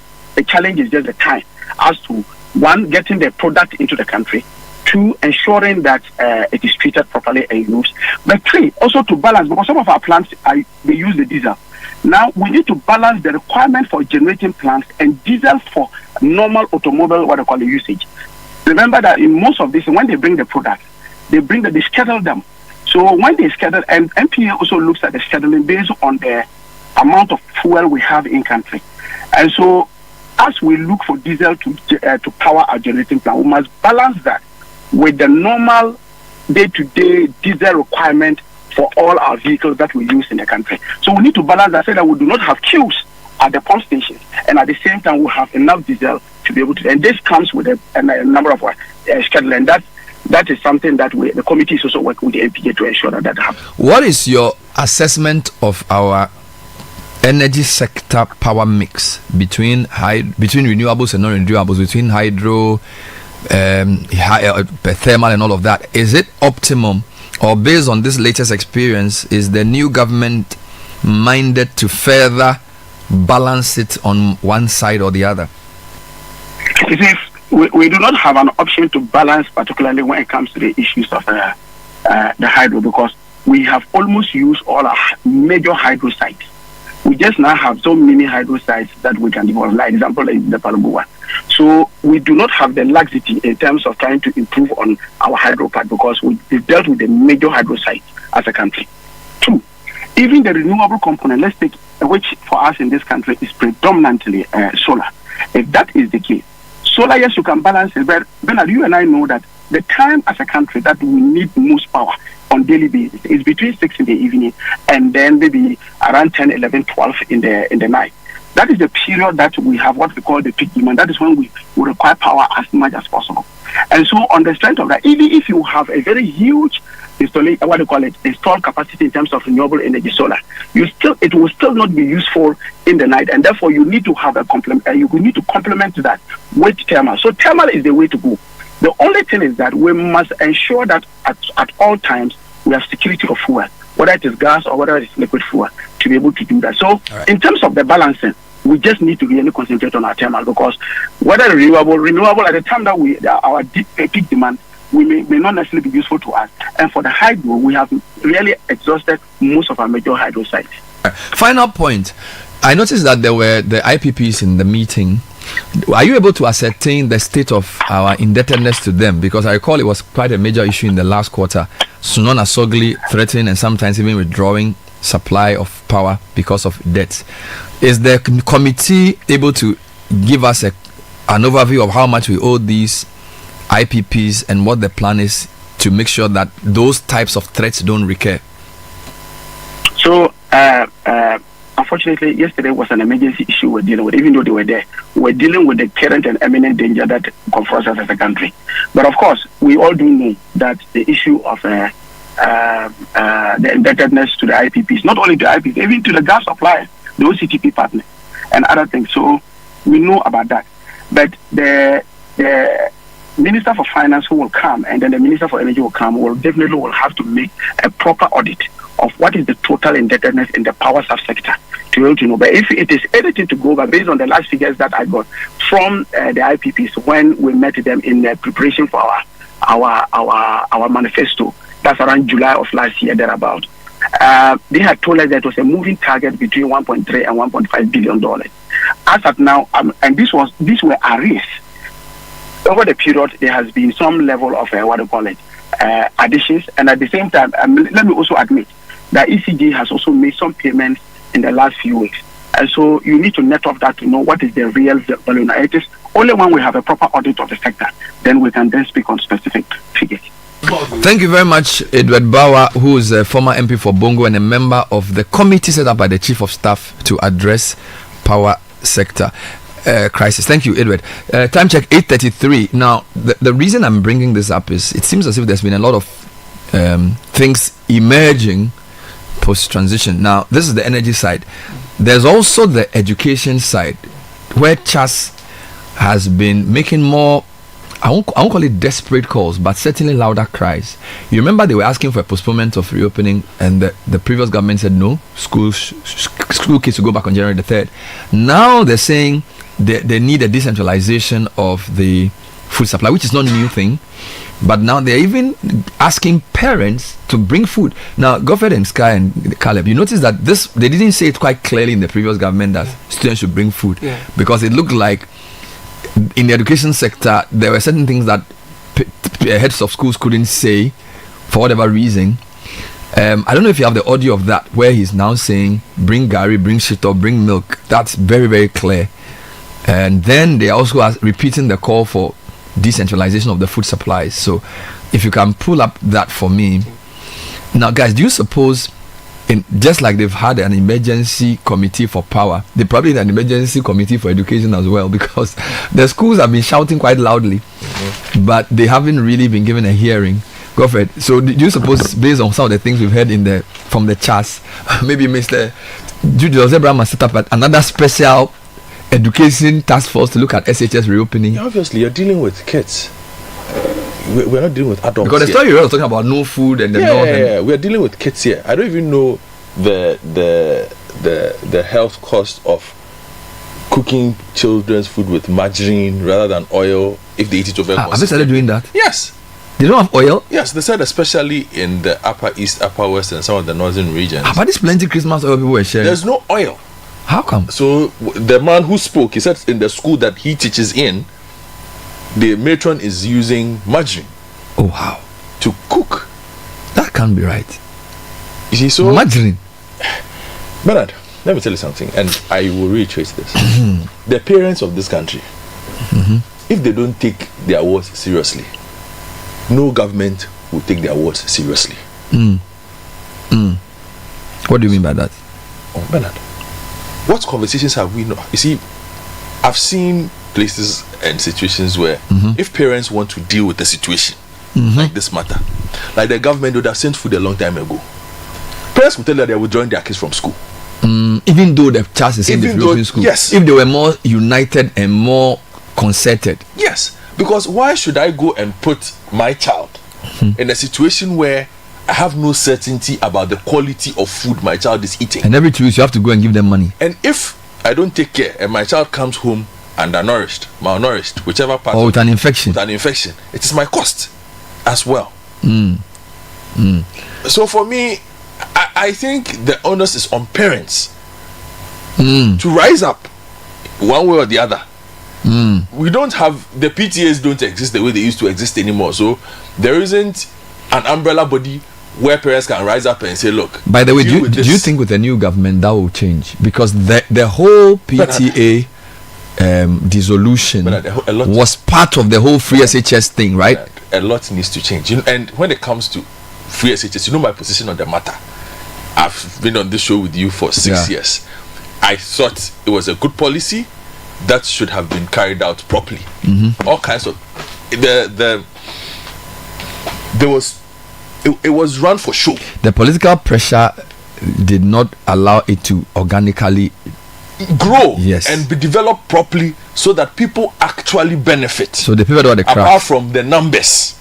So they were pushing one narrative which did not allow the thing to organically manifest. So parents need to deal with this matter one way, somehow. The government needs to find money to go and give the schools. Oh gosh! Whilst rearranging the whole process of food procurement and whatnot. And meanwhile, they've also talked about abolition or discontinuing the touchlight system, as they call it. Is it the traffic light system, as they call it? Because also, here's the thing. Even if we can't also ask parents now, I know the point I've made, but it will be difficult for parents to say, okay, go and pick up the child from school, but you need to weigh the situation. So you suspect PTAs will be more active now? They need to. But we can't continue like this. Do we have any idea who's going to run the ministry, Sky? Whoever it is, education has a lot of work to do. Here that it may well be the member of parliament for the Son of Man. What's her name? My favorite MP in many ways. Not Apak. Here it may well be him. Of course, there are a number of other names in play, but what I hear from people close to the situation is that this is because of, first of all, his history at the ministry, a former deputy minister in the space, who worked closely with the now vice president, who is also so there are people who suggest that if there will be anything done about free SHS, it will be done with the direct supervision of the vice president, and all of that. So those discussions are ongoing, but of course all of these, there is no communication. Let me do a side point. So Clement Apak and Okujeto are both vandals. Now it's funny, politics is an interesting space. When we were in Legon, Clement Apak was a senior member, we were junior members. So Clement Apak is an old vandal who became hall master, Radio Universe editor. He still sings the songs. All right, and Ablakwa was like, we were the students, but in politics your rise can be different. So it is possible, and this is purely speculative, it's possible that Clement Apak could become the deputy of a man he used to be hall master for, but that's a different situation. We won't go there now. So you're saying I'm staying back to I'm on point. I don't want to go there. Also to say that of course some others also mentioned Okujeto's name in connection with the foreigner. No, I know. I'm just making a point. These are all around insider information. Right. So we're saying that the free SHS, you said something interesting. You said you think that the vice president, traditionally vice presidents are supposed to be head of economic management team, but your argument is based on all that we know. It may make more sense for her to be given supervision of the education and possibly other social sectors, Bernard, based on her expertise. Bernard, the whole that we find ourselves in requires that kind of expertise and perhaps that kind of power because decisions will need to be made, and it needs somebody with gravitas. So the design of this government may be different from the previous, where this vice president may not do economic management we things. cannot go another year of what has been happening in the schools. We cannot. Why aren't more parents talking? Let's hear Charles. Which is the point I keep making to you. If parents are not concerned, you see, because I've raised issues before here about the state of the curriculum. Nobody spoke about it. A lot of parents, because you see, a lot of parents are busy. You are busy parents, but you find time. Hey, we go. No, I'm not even pity. You find time to go through your kids' books. Even yesterday, Charlie, but the school too. Yesterday they wrote you no homework. Charlie, yesterday no homework. It's okay. Oh, it's not fine. If you know what you are looking yesterday, Bernard, if you know what you are looking at, don't do that. A lot has gone on with the system. Yeah. Where I keep saying, in 5 years, in a decade, we are preparing one of the most undercooked generation of Ghanaians to face some of the most prepared generations ever. Let me give you another side point. I met a friend who sent their child from a public school to one of the private schools, which is a good private school, and he was telling me that last term the school now said the parents shouldn't give their children any food. Now the school is a boarding school where they cook breakfast, lunch and supper, and they also give them snack in the mid-morning and snack late afternoon, so they feed their children 5 times. And he said the school said from last term that don't give your child anything, no chop box, nothing, just been clothes. Now he said parents initially fought it, but now the parents have agreed, and he said for the first time the school said they recorded lower sicknesses. So now the school is cooking for the school, and this is a private school. So I'm just trying to say that, see, Ghanaian parents who are well to do know what is best for their kids.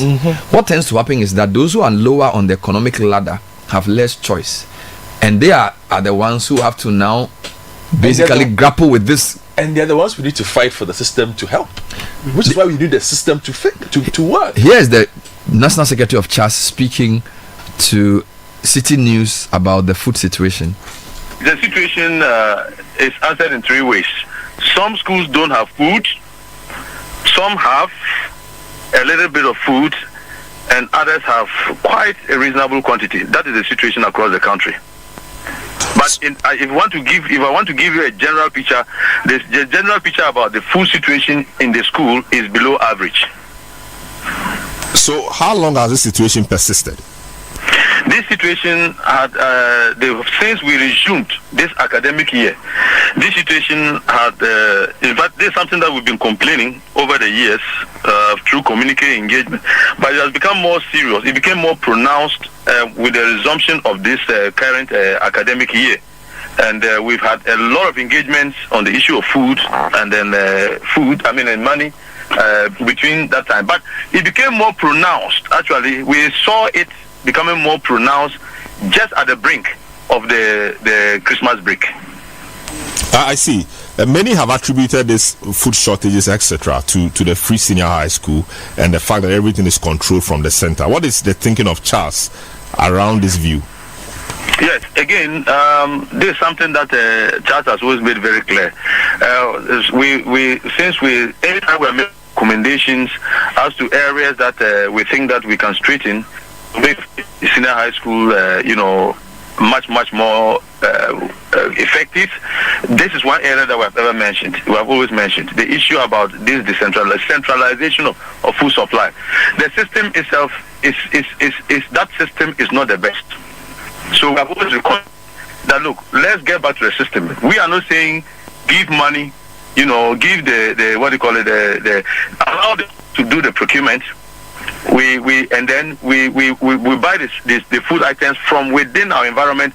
Each school will develop its menu, get the food items that are within the environment, and then you cook. It makes things much better than centralized food items, to the extent that somebody will come from Accra and supply maize to my school in Japa Senior High, when I can just walk out there once they out there and ask the supplier to bring the food.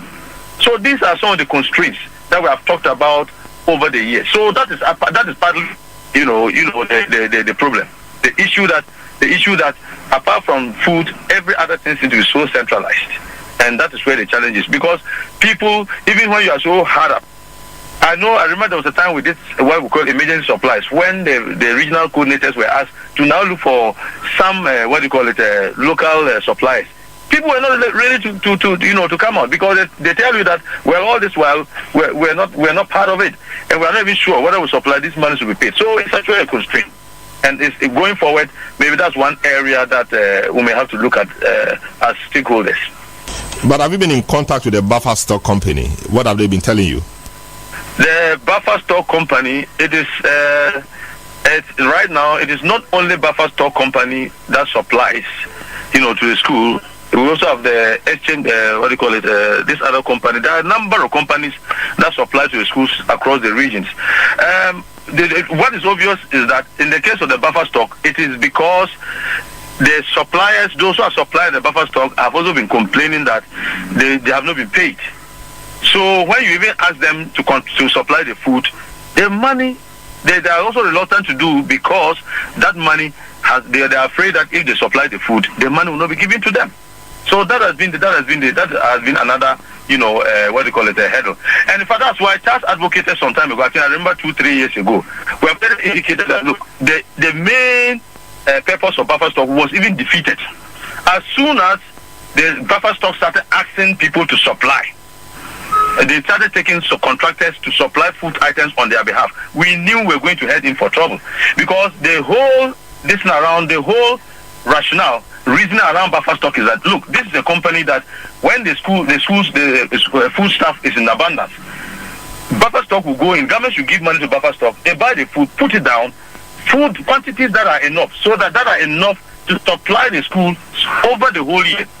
But if now buffer stock will now go in and take contractors again, so it's like you're not going for a third party. All those things affect the prices. At the end of the day, the government might be paying a higher price. And we all know what goes into, as the more hands you have in the supply chain, we know the implications of that. So the whole rationale behind the buffer stock operations were defeated so many years back. And Charles made this very clear. I remember when we went to Bolga about 4 years, we moved to Takoradi.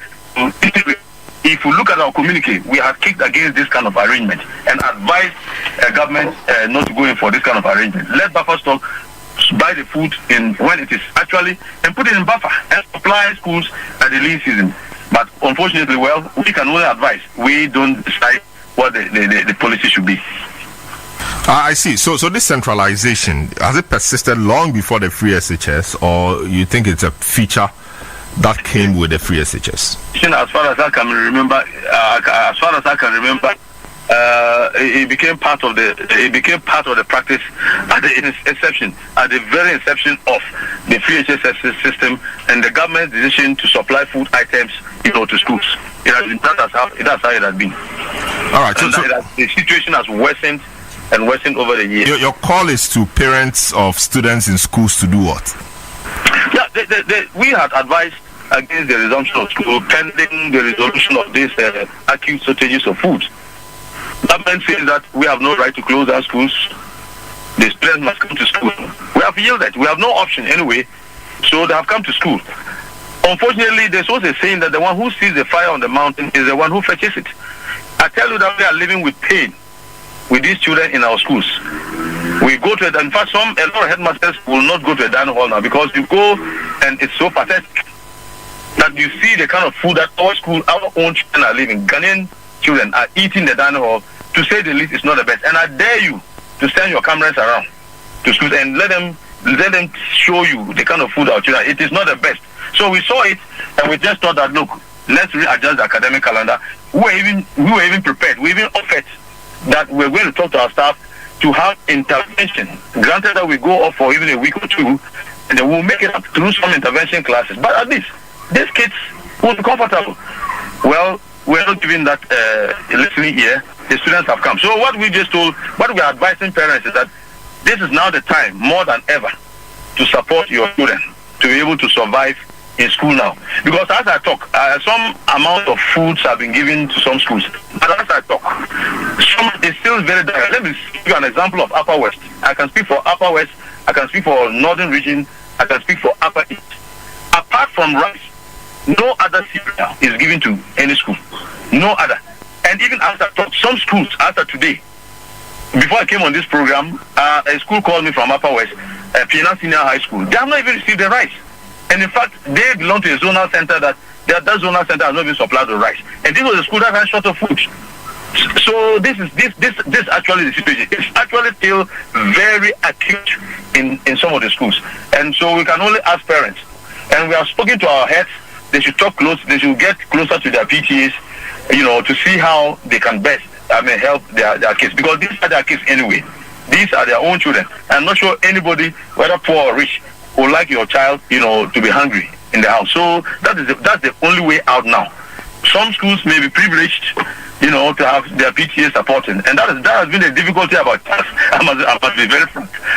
So some schools may be better off, but there are a lot of schools that are actually suffering because of this. Unfortunately, we as frontline implementers of secondary education were not heeded to, and I think it is not the best. And these are all lessons that everybody must learn. Everybody must learn as we go ahead. So that was Primus Baru, who is the National Secretary of CHAS, saying a lot. Look, we haven't heard from parents of students in these schools. What do you have to say? They're asking to bring Gary, bring Shito, bring... These are things you normally take to school anyway, but they're saying bring more. Well, I thought under FSJ you're not supposed to bring anything, or you still take permissions to school. You take permissions. But but you see, if they ask you to bring, it means there's a desperate situation. Yes, that's what I'm saying. So they're saying bring more, because the provisions were meant for stopgap. Thing. Wow. Bernard, what is more disturbing, in addition to what we're discussing, is the fact that as we speak, we're told that the Volta River Basin is likely to be hit by a major food crisis. Oh, stop it. Yeah, is it like everything was hiding to expose itself after handing over? Or what? No, the truth is that it's been there. In August, you remember that we reviewed a story from the Ghanaian Times, which was talking about the drought. And subsequently, government told us that they were allocating some 8 billion Ghana cedis to support people in the affected areas. And in fact, some procurement had been done and they had sent food to some of these areas. We're told that after the elections, people stormed some of these places and took some of the rice and related, foodstuffs away. So you're saying that there's a looming what? Yeah, the Ghanaian Daily Graphic actually has the details of the story on the back page of today's edition.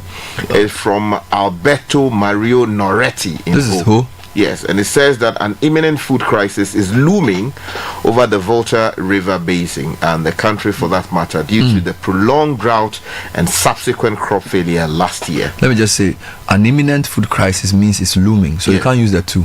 So it's either there's an imminent food crisis or a food crisis is looming. Okay. You can't use the two in the same sentence. And the story continues. The possibility of severe hunger, poverty, and need for emergency food imports cannot be ruled out. Serious? Yep. Now this was the finding of a recent research by the Accelerator for Systemic Risk Assessment, ASRA, in the latter part of last year. ASRA, supported by the United Nations Foundation, is an independent non-profit initiative that advances the fields and practice of systematic risk and prosperity of all people, societies and species, as well as ecosystems. Now the research finding was made available to the media at a workshop on agri-food system risk in the Volta River Basin, Ghana. Before any details of the type of situation in terms of where the places are? Well, it has not. Is it that they don't have? Is it like their farms have been destroyed? Is it that they don't have enough? Like, how do you talk about a food crisis just 2 days into a new government? Said at the workshop that if the rainfall pattern did not change for the better this year, the food insecurity situation might be worse. And he said it was important the government assisted farmers to diversify their crops and work in cooperative groups. And Mr. Doe said it was also crucial to help farmers to have easy access to seeds and related. I thought we just finished PFJ 2.0. When Charles Nyaba and his people came to talk about this thing earlier, the agri minister, your good friend, told them that there's no problem. He said Ghana will be self-sufficient in food production in 5 years. Yes. Yeah, it's 5 years. Yeah. That is what he will for your friend. But he said it in 2024. 2023. Which of his friends? Is it the present one? Agri minister. Yes. Or the former? So what are you saying? Or the former one from Ashanti? These things are not new. The people in the spaces have spoken several times about these things. The people in power who have the ability to do something about it have always poo-pooed these things. Or could it be that now that there's a new change, or there's a change, so like people are talking more? No, they've always spoken. I have never bought into, and it's not a narrative I think we should encourage. Okay. People have always spoken. Fair enough. So what is this? Is this a spillage matter or a drought matter? It's talking a about drought matter. So crops have failed. But why? So this is the Volta Basin. Yes, the Volta River Basin. So that whole stretch towards the north. But it was funny. That's the only basin that has been spared Galamsey. So imagine what's happening in the Galamsey basins: the Pra, the Densu, the Ofin, the Ankobra, the Tano. Those places where Galamsey affects. Yeah, because don't forget that a lot of these farms are along river basins. So if the Volta Lake is the biggest, so if they are going to have a crisis, then imagine what's happening in the western region, what's happening in the northern region. It's going to be chaotic. You know what is more worrying is the fact that we were told government had set aside what? 5 billion, or was it 5 billion? Well, how much did I just quote? I quoted quite an amount of money. Yes, I think it's about 8 billion or so, thereabout. The water basin is not small. It's the massive. Water basin occupies almost 28% of the total west coast. Yes, and it's shared by 6 countries. Yes. So if we say there's food crisis in the Volta so basin, Burkina Faso is part. We are not. It's Burkina Faso, Mali, Benin, Togo, Cote d'Ivoire, Ghana, Mali. When we said we had set aside 8 billion, and that 8 billion, at least we committed some to making procurements and all of that. So where is the food? We were told that somewhere they were distributing the things to farmers in the north and families affected and all of that. Have they been given?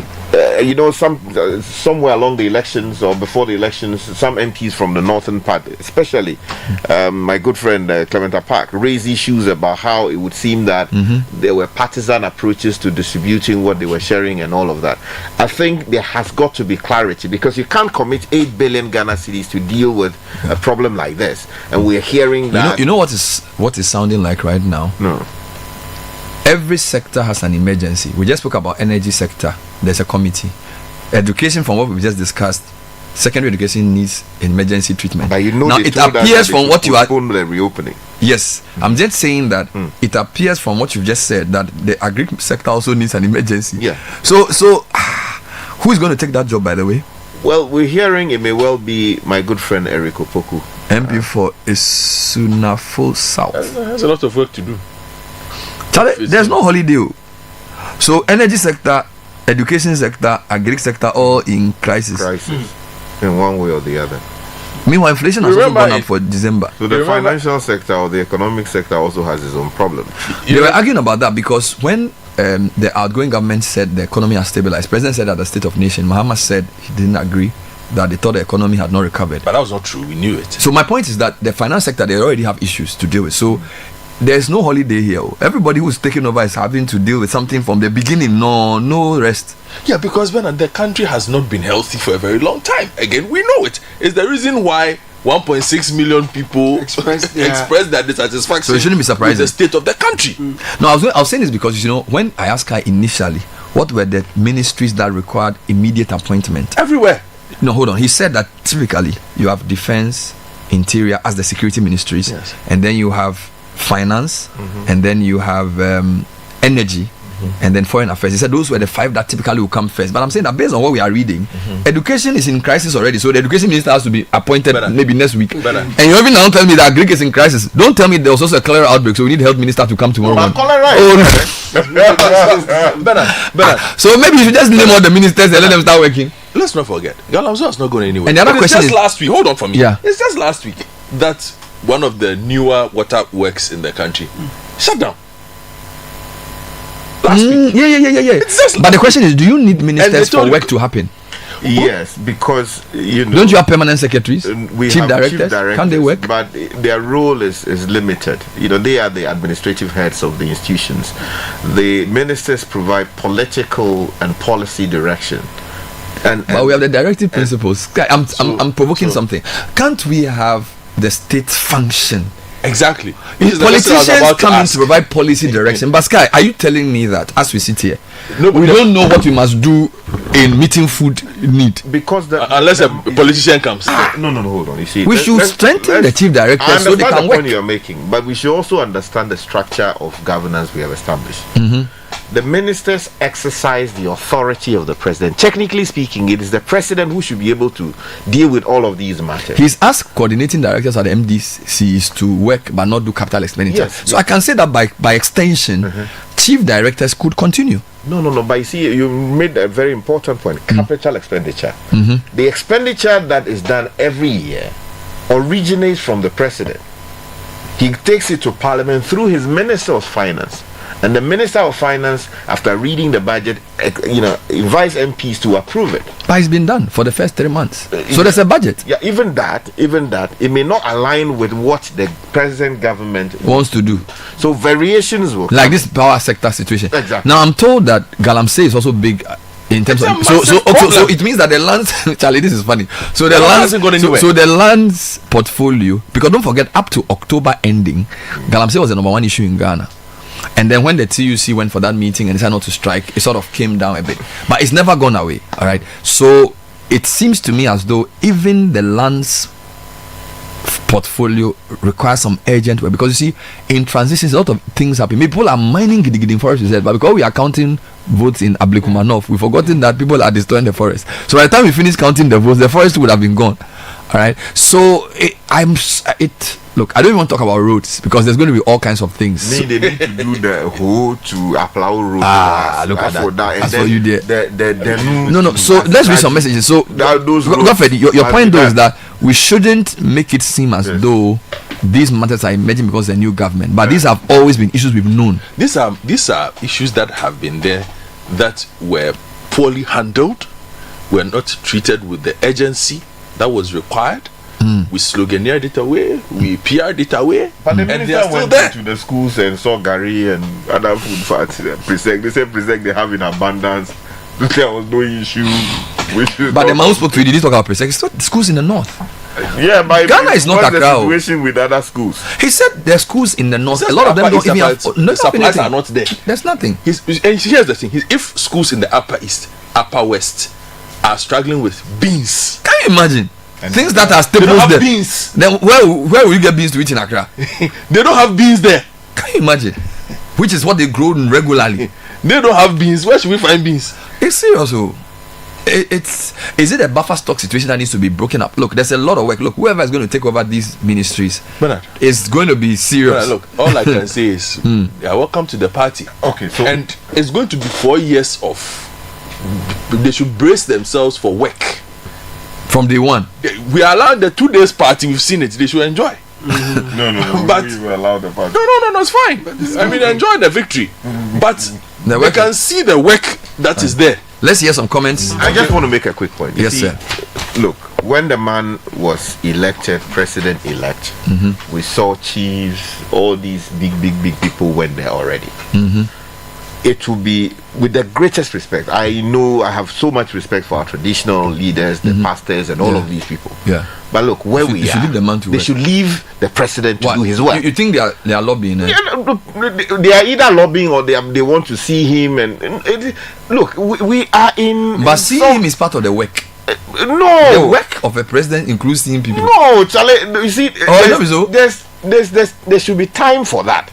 For now, the things you are hearing every day, there are things have to be. Somebody from chief from this. But it's part of the work. From this, cleric from this traditional. But World Bank. What are you saying? If World Bank is meeting IMF, why can't chiefs also meet? No. Isn't he our president? So you see, when the World Bank man went there and the Africa one, Africa Development, when they went there, they were talking about how to fund a. But do you know what the chiefs are talking about?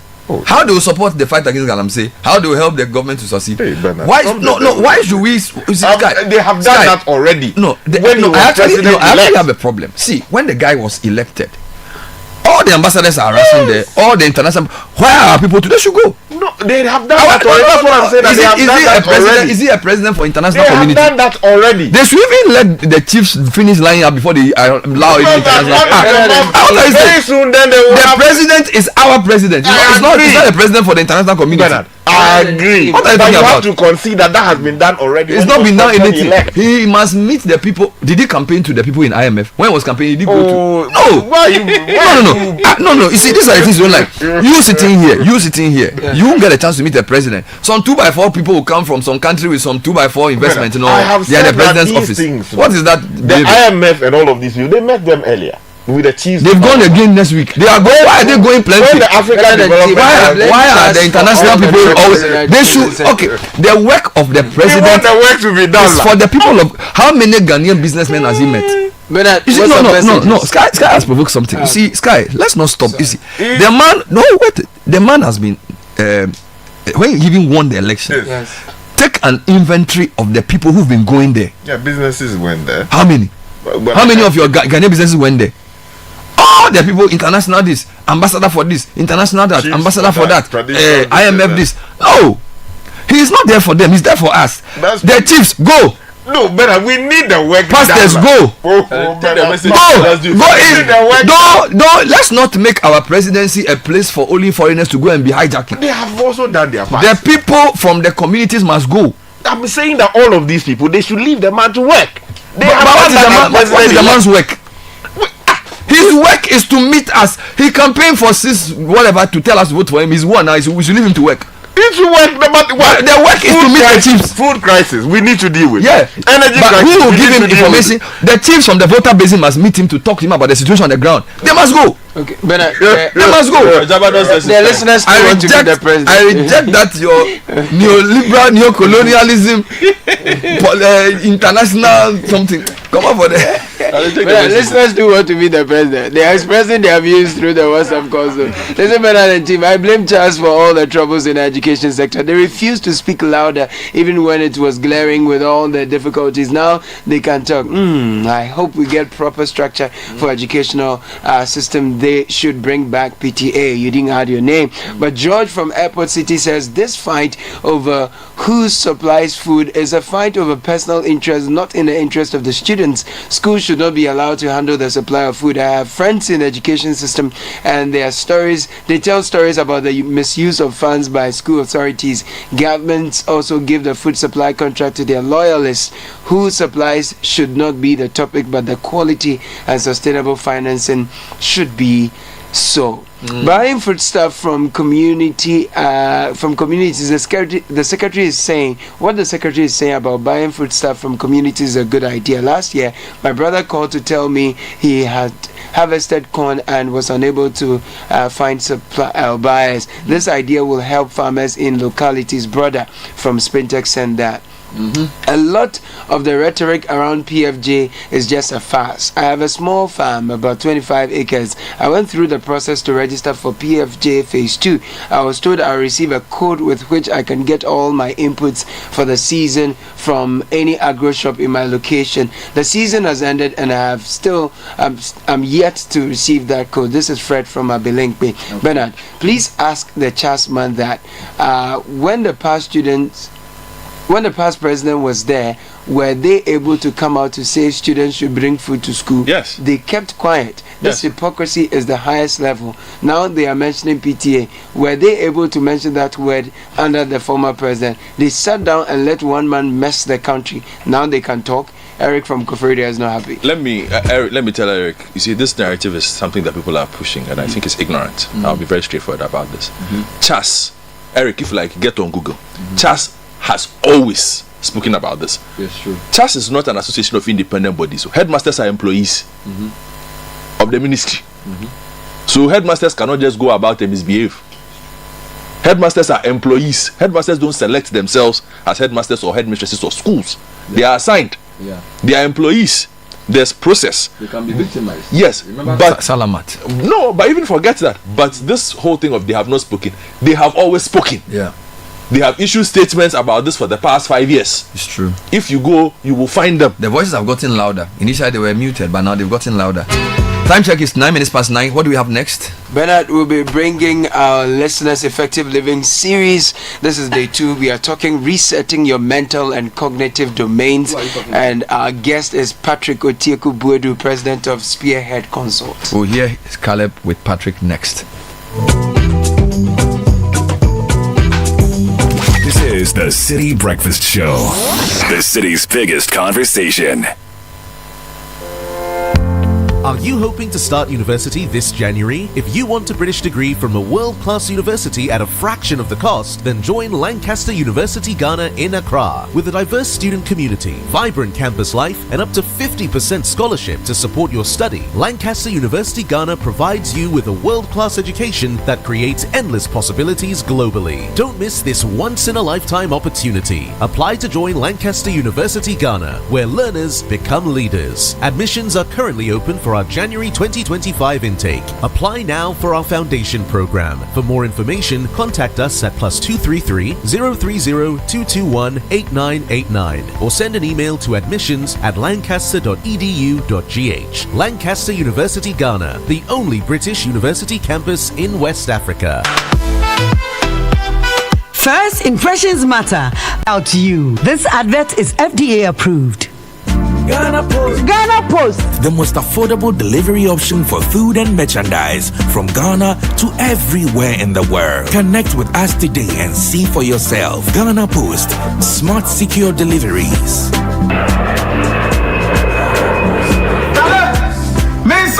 Package, in less than 5 days, Ghana Post, they make life they big. Ghana Post will deliver to you wherever you are in the world. Make life easier with Sigma Appliances. Yeah. Your excellent go-to choice for Sigma Appliances. From air conditioners, fridges, freezers, washing machines, small appliances, and more, Sigma Appliances has them all. Visit Platinum Impex on the Sprinters Road behind Okadeco for wholesale. Call 030-280-1555 or WhatsApp +233 55466 6444. Visit PlatinumImpex.net. When you hear that sound, it can only mean one thing. It's the sound of excitement, the sound of milky goodness. It's the unmistakable sound of rich, creamy deliciousness. The sound that lets you know that the original milky richness awaits. The milky richness you can find in every bite of Munchie Milk Shortcake. With its unique blend of milky richness and carefully selected ingredients, Munchie Milk Shortcake is crafted from an original age-old recipe to delight your taste buds. If you're looking for pure satisfaction and the authentic taste of original milky richness, it's time to grab a pack of your favorite biscuit, Munchie Milk Shortcake, today. This advert is FDA approved. City 97.3 Accra. This is the Citi Breakfast Show. The city's biggest conversation.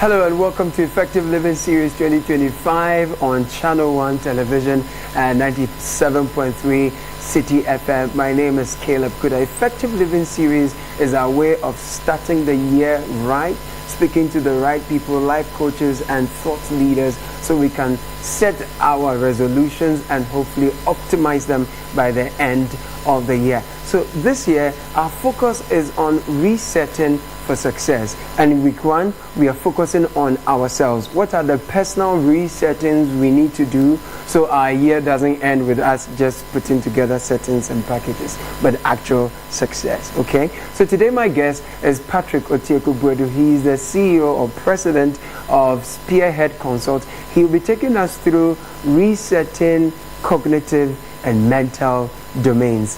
What is that? Well, in the next 10 minutes, he'll be telling us all about it. And then subsequently, I'll sit down with him to go through how we can reset our mental and cognitive domains. So, Patrick Otieku-Buedu is up next.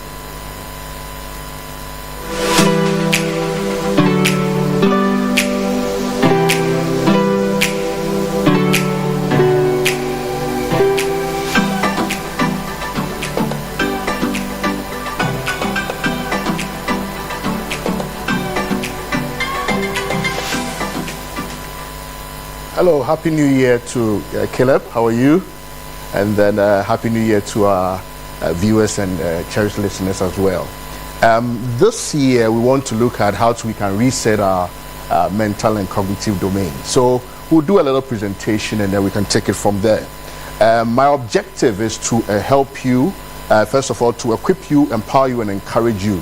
At the end of the day, I'm hoping that you'll be encouraged, you'll be equipped, and you'll be empowered to be able to deliver and achieve the goals and targets that you have set for yourself in this specific year. We are going to look at this presentation in two ways. First of all, I'm going to show you what you need to know, and then when I sit down with Caleb, we're going to look at the things that we have to do in order to be able to reset our cognitive and mental domains.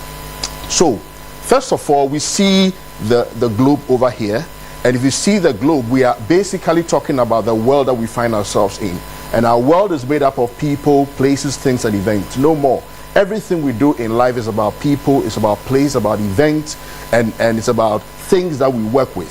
Now, we pick information from that world into our system. You can use just for now, let's call it system, into our system. And we do that through our senses. So we have V stands for sense of sight, visual. A stands for sense of hearing, auditory. K stands for sense of touch, kinesthetic. O stands for sense of smell, olfactory. And G stands for sense of taste, gustatory. That is how we pick information from the world into our system. Now, within our mind or within our system, there are filtering systems that we have and drivers. Now, these filters, belief and value is a filter. Memory is a filter. Language is a filter. Now, and then your purpose is a driver. I'll explain those ones as we go along. Now, these filters work 24/7. And every information we receive will be filtered. Whether you are sleeping or not, it will be filtered. Now, when it's filtered, it generates an interpretation, or we generate a meaning out of the filtration process. And then we also generate a feeling, a state of mind out of the filtration process. Again, we generate a corresponding action from that filtration process. Now, the three, in meaning, feeling, and action, both of them work together in what we call cybernetic relationship to generate our behavior, and ultimately our behavior generates our results. Now, for many of us, the reason why we are where we are and we don't seem to be able to move forward is because we have been trying to work on behavior, and behavior by itself is an output. So if you're working on behavior, you will struggle. You will not be able to change your behavior because technically you can't change behavior. Why? Because behavior is an output. One or two, I'll give you two reasons why you notice that your filters are not working properly for you. Because you see, at the end of the day, you need a particular result. You dream for a particular result. For the past 5 years, you've been dreaming for a particular result, and you're not achieving those results. The reason is because the way you are working on if your result doesn't, you don't put your result at the level of survival, there is no way you'll be able to achieve those results. So your result, if you look at the pain, if you look at the hurt you are going through, and it's enough to cause you to change, then that will drill you back into your filtering system. You change your filter, and ultimately we can change our result. Another thing we have to consider is our purpose. Most of the time, purpose is a driver. When you touch purpose, everything else changes. So when we say purpose, we are basically talking about an inspiration.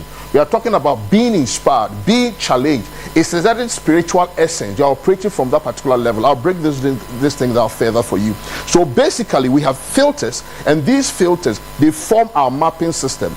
And unfortunately, for many people, our filtering system is difficult to work with. It's not something that encourages us to move forward. Your filtering system is obsolete, and if it's obsolete, you will not be able to achieve the dreams that you are looking for in 2025. So if there is anything to change, it's your filters. In your filters and your driver, these are the things we have to change, because the moment you change the filters, automatically it will change the interpretation you give to things. It will change the feeling you give to things, and it will change the action that you are willing to take in order to behave in a particular way to achieve the kind of results we are looking for. Let's take this further.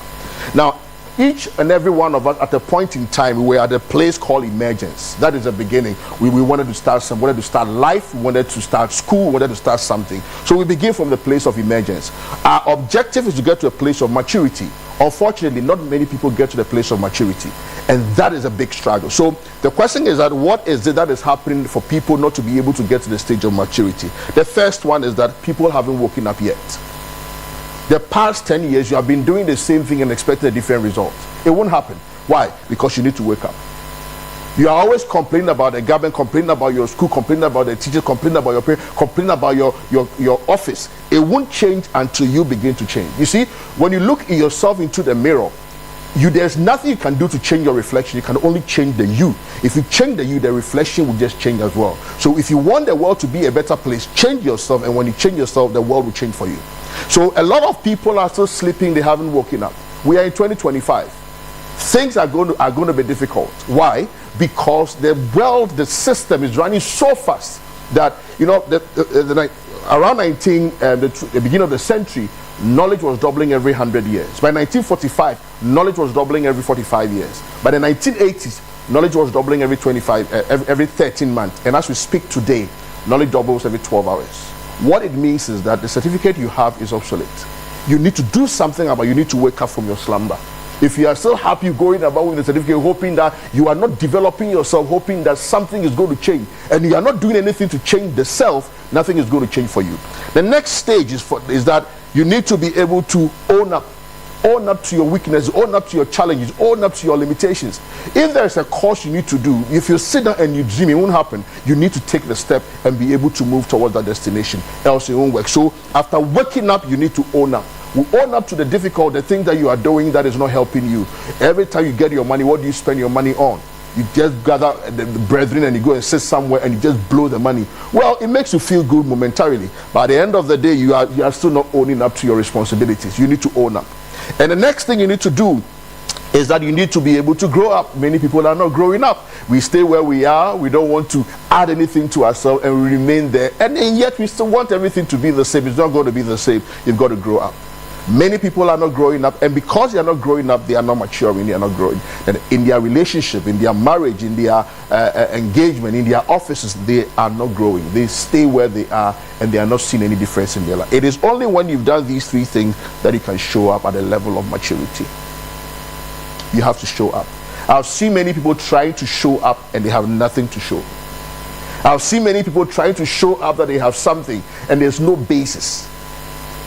They want to tell everybody that they have arrived, they are rich, they are successful, but there's no substance, there's no root for them, and ultimately they are going to collapse. Why? Because they haven't woken up, they haven't owned up, and they haven't grown up, and ultimately they are trying to show up. So if you go through this, you show up and you get to maturity. I can tell you many of the problems we have in our homes, in our offices, wherever, our personal life, is because of many of us are not mature. And if we can work on ourselves, looking at some of the principles I'm going to share with you, we will get there and we'll mature. I put this thing up there, ROSE. What does it stand for? Is your rate of self-evolution. How are you growing? How are you changing? If you wake up every morning and in the evening, what have you done with your life? That is what we are talking about. Your rate of self-evolution is the critical thing for you to be able to change, reset yourself, and become a better person. You need to upgrade yourself from where you are today to a better person. And you need to put a system in place, and I'll share with you how to put that system in place. Thank you very much for the opportunity.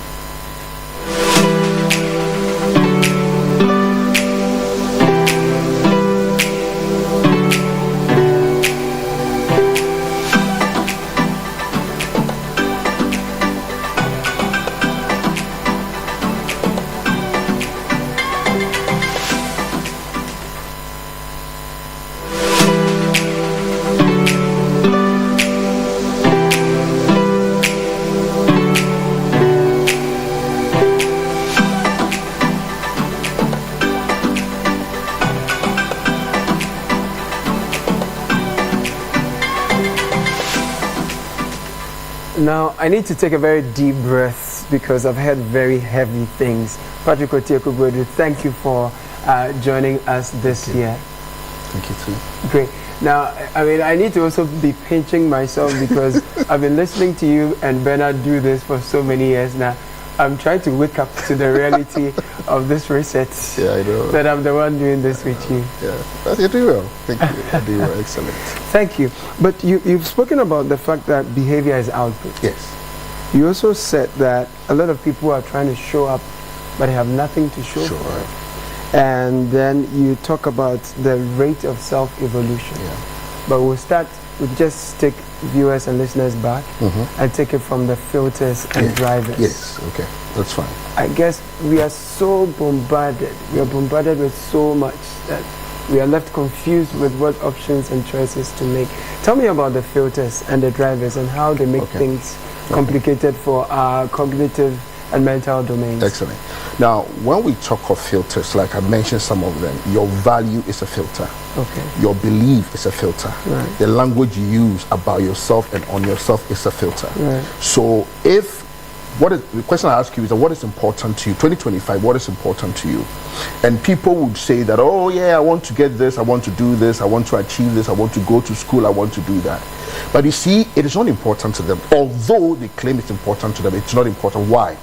Caleb, if I put $100 million on this table, you'll be excited, right? You'll be excited, you'll be happy, excited, fantastic. It will do a lot of things for you.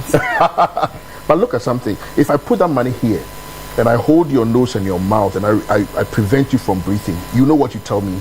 Patrick, take your money, go to hell with your money. Why? Because you want to survive. Life first. Is that okay? Right. So when you put your life and against that money, the money doesn't make sense anymore. Right. A lot of people have, and that is called survival. Right. A lot of people haven't elevated their goals, their dreams, what we call resolution, to the level of survival, and that is the reason why they will never be achieved.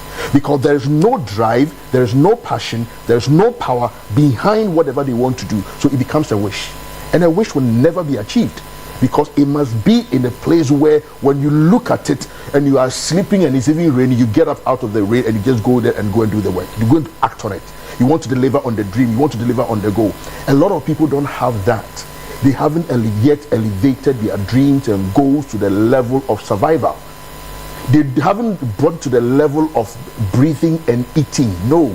Because when you don't eat, eventually you die. When you don't drink water, eventually you die. When you don't do any of these things, you will die. And that is survival. The question is that the dream and your goal, have you elevated to that level?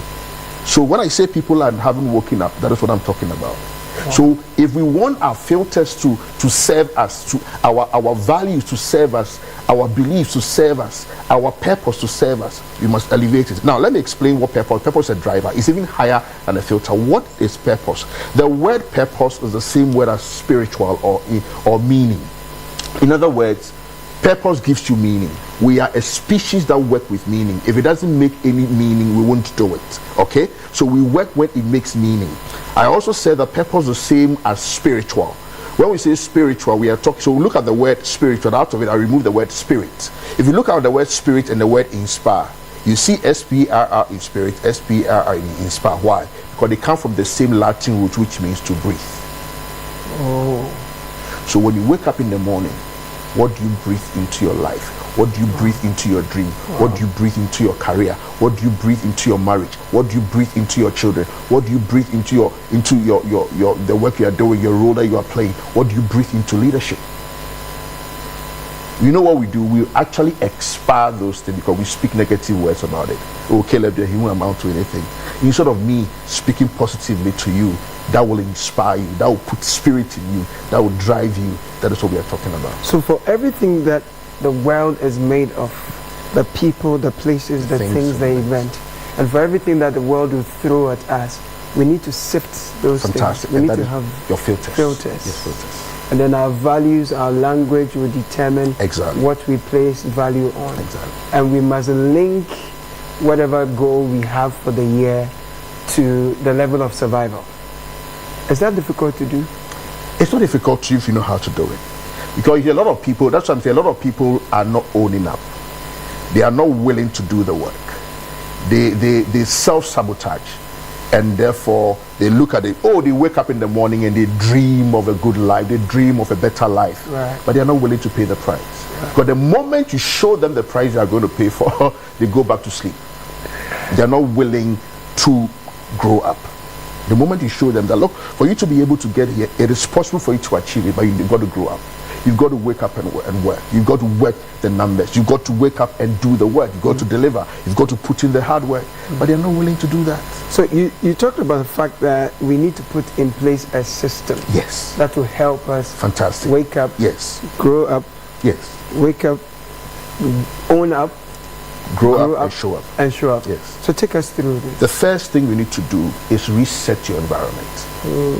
Sometimes the environment is not helpful. I remember my latest book, when I was writing, I took about 6 months and I had only written 2 chapters. And I was struggling to write. I'll go to the office. I didn't have the extra. I go to the house. I couldn't write. So you know what I did? I just told myself this needed to be done. For 2 weeks, I went to lock myself in a hotel. And Caleb, within 2 weeks, I had completed a book. Wow. You get what I'm saying? Wow. I needed to change my environment. So number one, you need to change your environment. You need an environment that will not constrain you, but you need an environment that will enhance and help you to be able to do that. Number two, when we say behavior are your actions, your reactions, and your transactions and your habits.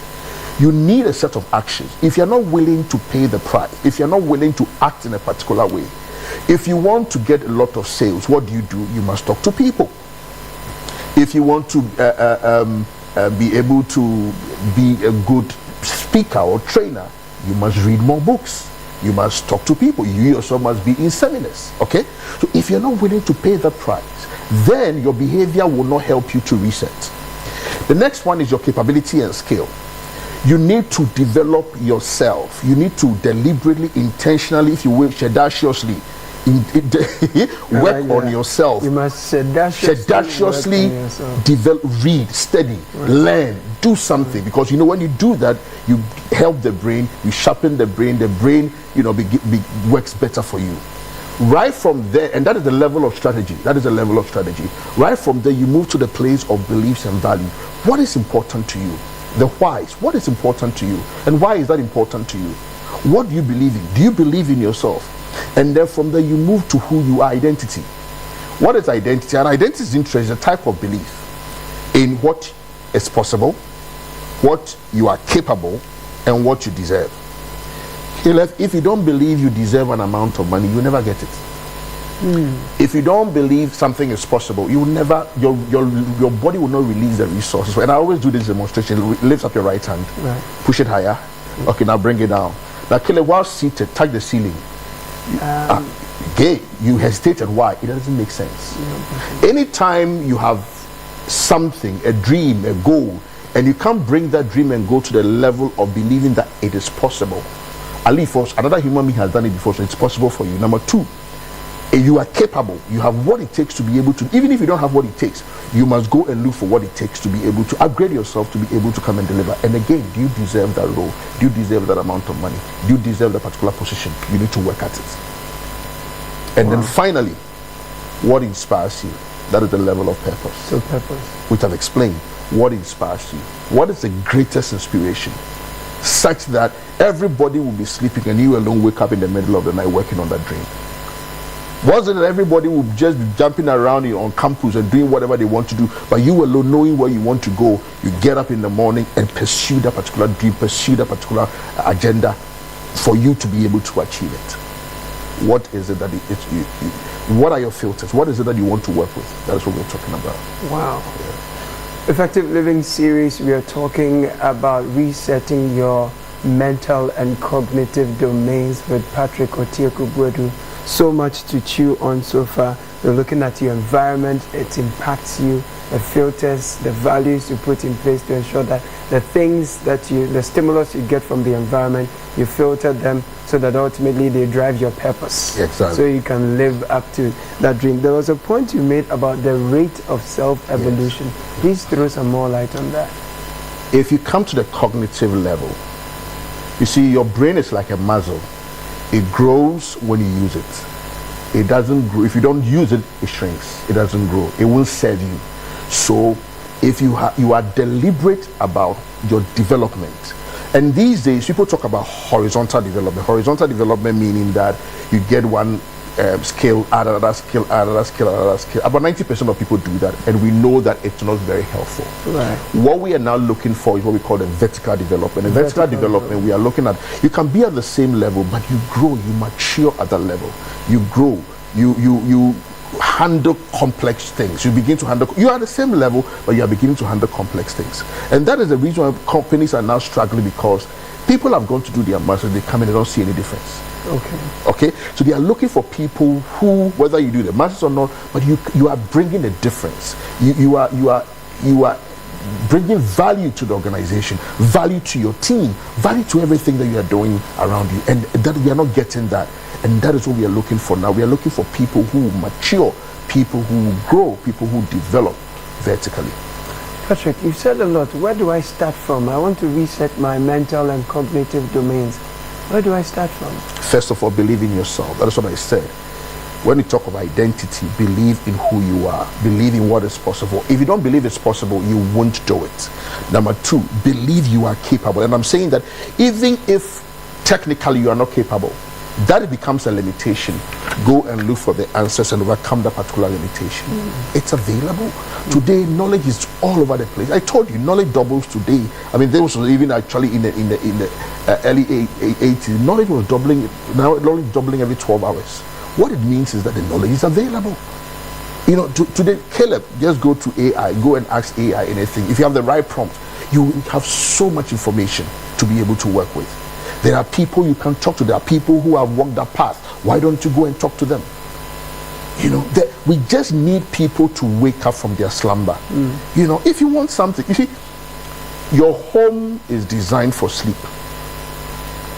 So, for instance, a young man who has finished his national service looking for a job, and you are sitting in the house, the job will not come to you. You must be out there.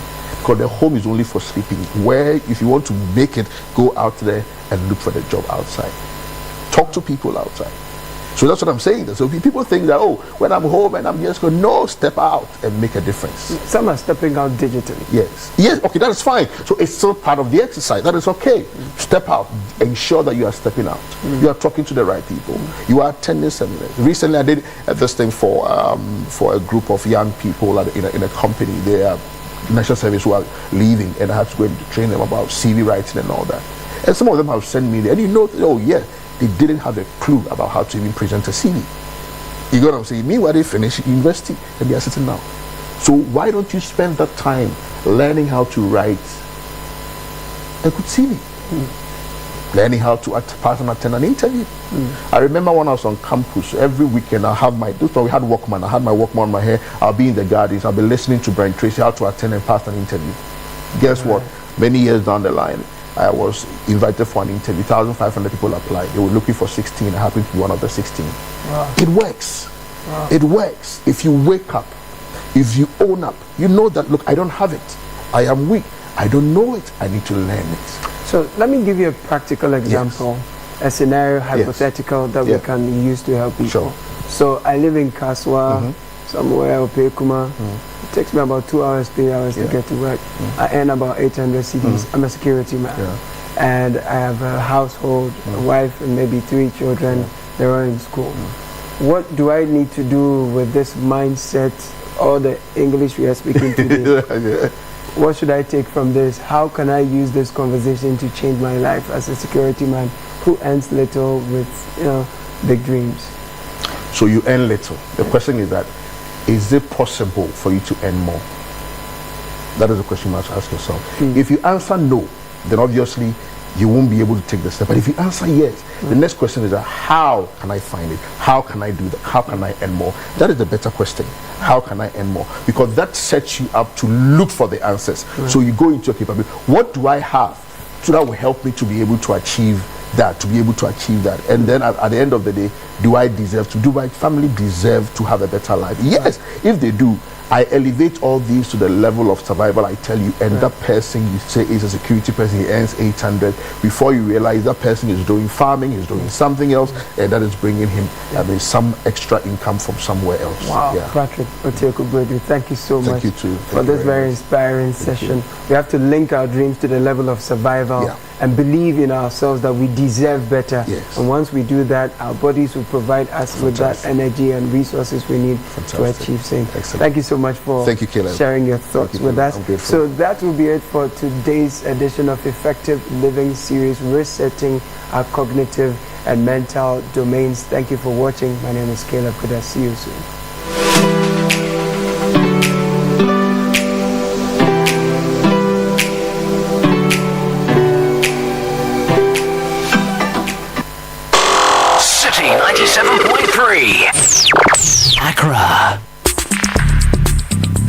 Join the conversation on the Citi Breakfast Show on Facebook at facebook.com/Citi 97.3, Twitter at twitter.com/Citi 973, and Instagram at instagram.com/Citi 973 with the hashtag CitiCBS.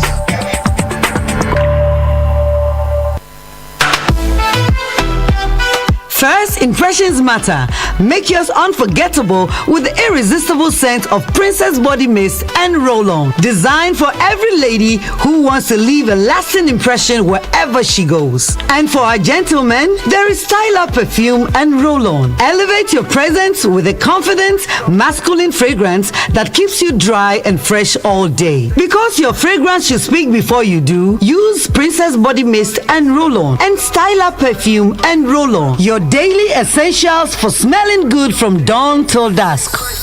Princess and Style Up. Smell good and feel great together. The GC brand. It's all about you. This advert is FDA approved.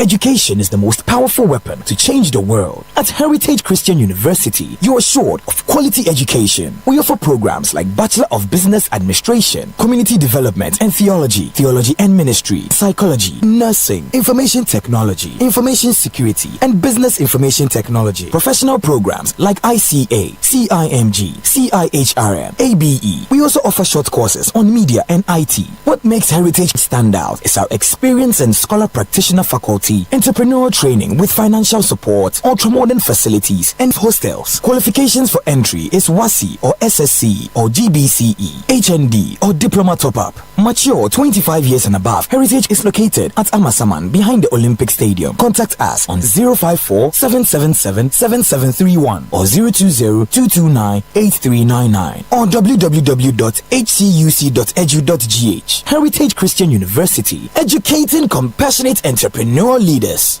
When you hear that sound, it can only mean one thing. It's the sound of excitement, the sound of milky goodness. It's the unmistakable sound of rich, creamy deliciousness. The sound that lets you know that the original milky richness awaits. The milky richness you can find in every bite of Munchie Milk Shortcake. With its unique blend of milky richness and carefully selected ingredients, Munchie Milk Shortcake is crafted from an original age-old recipe to delight your taste buds. If you're looking for pure satisfaction and the authentic taste of original milky richness, it's time to grab a pack of your favorite biscuit, Munchie Milk Shortcake, today. This advert is FDA approved.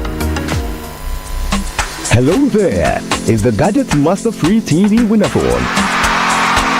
From now till 30th of January 2025, shop your favorite gadget and stand a chance to win a free TV.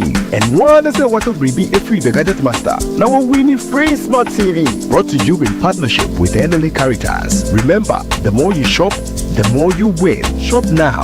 Your free TV awaits you. Don't miss it. Terms and conditions apply.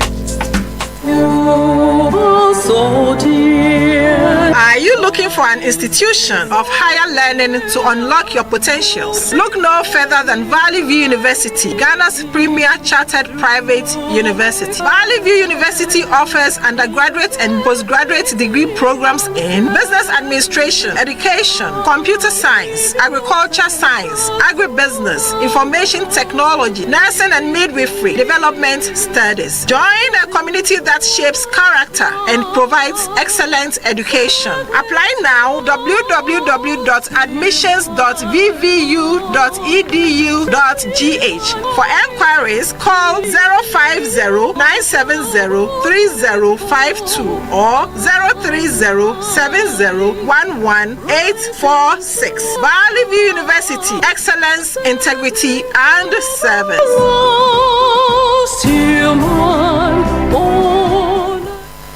This is the Citi Breakfast Show, the city's biggest conversation. The Citi Breakfast Show. Rise above the noise.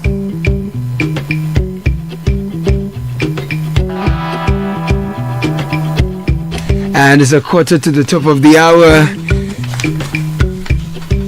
That was the Effective Living series, sponsored by Hallmark Cafe. Conversation with Patrick Otieku-Buedu, very interesting one there. Very shortly we'll be talking to our friends who are riding from Accra all the way to Dakar. Can you imagine? My goodness, on a motorbike. It's crazy, man. Jesus. And they're doing 2,955.2 kilometers. Essentially 3,000 kilometers. Absolutely. On 2 wheels. I don't know how many days that's going to take them. Yeah, we'll find out more in a conversation coming up quickly. But Omni Basic Bank is happy to let you know that we've got exciting news for you. We're starting the year right. Our Achimota branch has moved to a bigger and more convenient location. Same friendly faces, same amazing service, but better banking experience. So you can now locate our Achimota branch at 29J Kufuor Avenue, Achimota near New Plan. So for further information, kindly call their 24-hour contact center on 0307086000. Toll free number is 0800 100 790. Omni Basic Bank at your service. And if you're looking for litigation free land, contact Royal Kingdom Estate, specialize in land acquisition, construction, design, property management, and more. Properties in prime areas like Accra and Ebri land is starting at 90,000 Ghana cedis. They have flexible payment terms and affordable homes ranging from 2 bedrooms and premium furnished apartments for short rentals in East Airport. Call them on 0557 555 909 0272 778880. Here's an email: info@ Royal Kingdom Estate. Royal Kingdom Estate, building communities, nurturing dreams. Meanwhile, snack time just got a whole lot better with Munche milk shortcake. With this unique blend of milky richness and carefully selected ingredients, the Munche milk shortcake is crafted to delight your taste buds. So if you're looking for pure satisfaction and the authentic taste of original milky richness, grab a pack of CBL Munche milk shortcake, Ghana's favorite biscuit. Indulge in the milky goodness. Oh yes. Today. And by the way, building a house is great. You need a great cement brand to do this. Diamond's 42.5 hour grade cement is the best quality on the Ghanaian market for 25 years. It's been on and on we've gone. Now call us on 0244313368. You can also inquire about our 32.5 hour grade for specific kinds of projects. We have factories in Aflao, in Takrady, and Buipe. Diamond cement still as hard as a diamond. So brother Daniel Esrifi joins us in the studio. Okay. He's the riding instructor at Road Safety Advocate. He's the lead convener at AIS. AIS. What's that? What's AIS? Okay, thank you for having me. AIS used to stand for Around in 7. Okay. When we went around Ghana in 7 days. Okay. Yes, but now AIS is just a name. AIS. Okay. Because we are not doing around Ghana in 7 Right, days. and you're here with Chris Ulick. Yes. Hello. You are an electrical engineer and participant. You've flown in from USA. From Washington, USA. No Just kidding. to be a part of this, right? Yes. Oh my goodness. Wow. Wow. You flew in from Washington to come and ride for how many days? Oh, it's 15 days. 15 days. From where to where? From Accra, we go up the coast through Cote d'Ivoire, Liberia. Daniel will tell you more, all the way to Dakar. Yes. And then return after 1 day of resting in Dakar. Daniel, this is like your idea. It's always been my idea. Tell me, where is this idea coming from? What are you trying to do? Thank you. Okay, so I'm a motorcycle riding instructor and then a road safety advocate. Okay. I needed safer roads for my people, the people I'm training. True. You can't train them and then put them in the lion's den. So I started doing road safety advocacy. All right. But it was only within Accra. Okay. I thought it wise to extend my reach of the advocacy, and then that brought me to now touring the country and then doing road safety advocacy. Whilst at it, I saw that people were deprived, they needed help. I started doing charity. Okay. I'll ask people for stuff, and then I go and donate to Upper East. Usually I focus on the upper regions, and then also sightseeing. You travel around Ghana. Ghana is very beautiful. You see so much. I've done that in Ghana for 4 times. Now I want to go outside Ghana. I see. So you're doing road safety, charity, and tourism. sightseeing. Yep. Wow. How many people have you been riding around the country with in the past years? The very first edition we were 9. 9 of Second you. edition 10. Third edition 10. Fourth edition 11. You've done this 4 times. Yes. So this is called the Quintuple Quest. The Quintuple Quest. This is the 5th edition when we are doing 5 West African countries I like commemoratively. No, so just tell me, typically, how do you do this? You set off and ride the whole day, or you sleep somewhere? How does this work? Fantastic, good. So you have to get targets. I do a research to know where the tourist attraction centers are, where we need to do charity. In fact, we are also adding tree planting to this edition. It's a company called Carbon Cleaning. So what we're doing, they are into safer and more cleaner air. So we are planting 10 trees in all the countries we are visiting. Wow, amazing. Yes, so Ivory Coast 10, Liberia 10, Sierra Leone 10, Guinea 10, Dakar, Senegal 10. So you're living in Accra through Cote d'Ivoire, Liberia, Sierra Leone, Guinea, and then Senegal. And then you're coming back? Same way. In how many days? 15 days. That's crazy. Yeah, you're not flying back. You're riding back. This man. No, but tell me about yourself. How did you get involved in all of this? Exactly. Very important question. How did you get involved? It will blow your mind. It will blow your mind. I was just doing some yard work at home. I hired some guy. He came to help me. We're working together day after day. While you're working, you're talking about life, talking about his hometown, Accra, in Ghana, and about my love for riding motorcycles. And one day he asked me, "Do you know Around in 7?" And I look it up on Google, and I found Daniel's Instagram page, and I messaged Daniel. And my friend Leo, he checks out Daniel. We have a little conversation. I ask him, "Can I join your ride?" Wow! I would love to see. I would love to see Ghana. Bernard, can you guess how old he will be? Probably late 50s. I'm 63. So you're basically working at home in Washington in your garden, and somebody you're working with basically asks about this. Yeah. So you had no prior knowledge of these guys. I knew nothing. I've never been to Africa. I've always wished I could go to Africa. Amazing. And this guy, he gave me a lead. Right. And introduced me to this fabulous host. Wow. And how long have you been riding motorbikes yourself? Since I was 14 years old. Oh my God! What kind of bikes do you ride? Oh, I have a lot of motorcycles. I ride some sport bikes, scooters.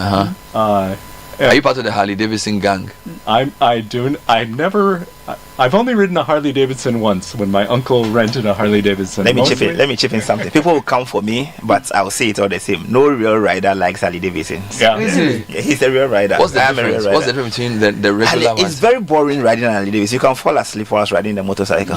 You don't need to be attentive because the way it is, right? Yeah, it's like a chair you're sitting on. It's not a motorcycle that can, They'll come for me, it's not but for motorcycle purists like you. Yeah, we are purists, and so there's a saying about Harley Davidsons: they don't have a throttle; they have a volume control. No, but I noticed though that a lot of people ride the bikes you ride. Yeah.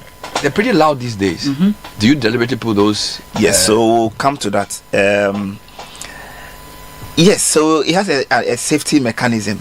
Look at his shirts. Look twice for motorcycles. It's a campaign I've been waging for the last 4 years, where you want to conscientize everybody that look, there are motorcyclists on the road. You are not second-class citizens on the road. Motorcycles are small, so you are easily on someone's blind side, and so a loud exhaust will let someone hear you coming. But I can also let me slam on the brakes when I'm petrified. Yes, so it's a two-edged sword. Okay. We hope for the best.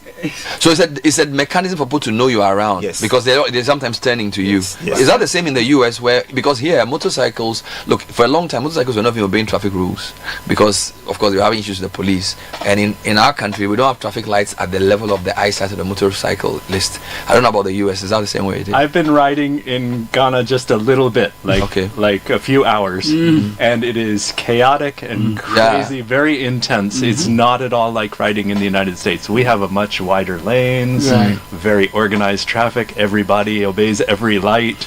There's no policeman waving people through the red lights. So you're having cultural shocks. So it's different. And the attitude there is motorcycles should be quiet and polite, and the cars should respect the motorcycles. And mostly the cars do respect the motorcycles. They watch for motorcycles. Here it seems way more crazy. I think it's much more dangerous here. I think that we are combative because of how the drivers are. They have lenient drivers, so there is no combat there. You get it? Yeah. So. Yes, but it's funny because beyond the big bikes, there's actually a very well developed motorcycle culture in many rural areas. So if you go to the north, it's the main means of transport in a lot of the Volta region, a lot of places, even in rural Accra. Absolutely. So it's surprising that in the urban areas, people don't seem to regard the motorcyclists. It's quite unfortunate. an irony. Yeah, it's unfortunate, and that is why some of us are working, doing what we are doing to bring attention to this issue, so that you realize that look, it's unfortunate, but there's a misplaced tag around motorcyclists saying that motorcyclists are riffraffs, all manner of things, tags and all that. So people visit that kind of mayhem on us, thinking that we are.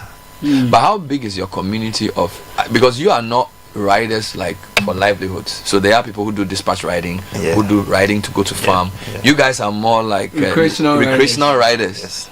How big is that community? How fast? I ride for a living because I'm a motorcycle riding instructor. Okay. And so I live on a motorcycle. Right. Yes, we call them Okada riders. Now they are beginning to shape up, but they've been a nuisance for a while, and they make the work even more difficult for us.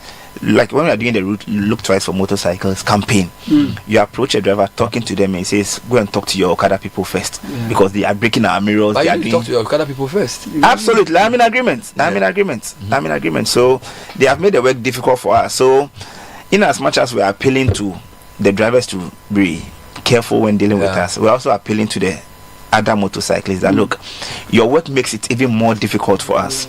Somebody will shove you because they think that you're a nuisance on the road because of your own activities. So be gentle on the road. There are laws governing motorcycling. You must act as such. Let's deal with two final issues. So what are you expecting to see on the trip, and then when are you starting? This is our timetable. So for you, what are you hoping to see? What's your expectation for the next, how many days? 7 days? Oh, it's 14 days. 15 days. Okay. Everything is so different already. I don't even know what to expect. I expect to be surprised every day and see something I had, the unknown unknowns. So it's just so exciting. Come around every corner, see a different kind of vehicle, see a different kind of road with a big hole, see people with things balanced on their heads. There's so much strange things for me to see. Interesting to hear. Now, this is a 14-day trip starting from Accra. Yes, sir. Just talk to me about the plan and how it's going to be. Right. We are leaving Accra 10th which is tomorrow at 6 a.m. We'll stop once at Takrady and have lunch. So from Accra, it's the first of Takrady. Yes. You see? Oh my God. Yes. I've been talking to people. Wow. Guinea is going to be very challenging for us. Guinea is going to be very tough. Their roads, everything is very tough at Guinea. So I'm going to condition my riders. I'm going to throw them into the lions den with a straight ride to Takrady to wake them up. My God. Yes. And then you sleep a bit. Sleep. So after eating, we are going straight into Ivory Coast. So you leave at dawn at 6 and you get to Takrady. And then you go to Ivory Coast. Yes. Sleep at Ivory Coast. We are sleeping twice in Ivory Coast. One in Abidjan, and then the second time we are sleeping at a place called Man. Okay. Yes, in Ivory Coast. And then from Ivory Coast we sleep in Monrovia. Go to Liberia. Then Sierra Leone. Then Guinea. So Ivory Coast is the only place we are sleeping twice. And how are you going to do immigration and stuff? Do they know what you're doing? Have you informed Yes, we have informed every relevant body. I have informed that this is 7 riders who are basically raising awareness. Yes, I have informed every... Are there French speakers on your team? Yes, there are 2 people who speak French on the team. Yes. How much money are you hoping to raise? We have already raised money from some sponsors, and some he also wants to be part of those who are doing the charity. So we are giving to... We usually go to hospitals, and people are in bondage in hospitals, can't pay their medical bills. We want to free them, yes. And then schools, we go to school, identify the brilliant but needy students, and then pay their fees, and then get them some books and all. The AIS. When you come back, please come back and tell us what you saw. I will. You touched on a very important. We are going to do that. You touched on a very important topic. 3 weeks ago, I was in Benin. They invited me for a charity. As soon as I entered Togo and then Benin, the first thing I saw was traffic lights at the eye level. Yes, that's very, very important. I've going to do a documentary. I've been busy with planning this. I'm going to do a whole documentary on traffic lights at the eye level of motor riders. Yes. It's like we've been talking to Daniel Asirifi, riding instructor, road safety advocate, lead convener AIS, and then Chris Ulick, he's an electrical engineer and participant. He flew in from the US to participate in the 15-day ride from Accra all the way to Dakar and back. My goodness. So this is the Accra Dakar rally. Yeah, man. Not Paris Dakar. Yeah, man. Amazing. I love it. Thank you, gentlemen. Thank you so much. Thank you. Thank you. It's already top of the hour.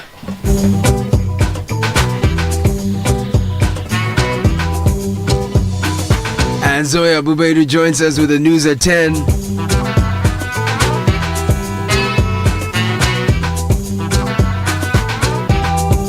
Good morning, Zoe. How are you doing? Well too. I'm very well, thank you. What's in the news? Coming up, conference of heads of assisted senior high schools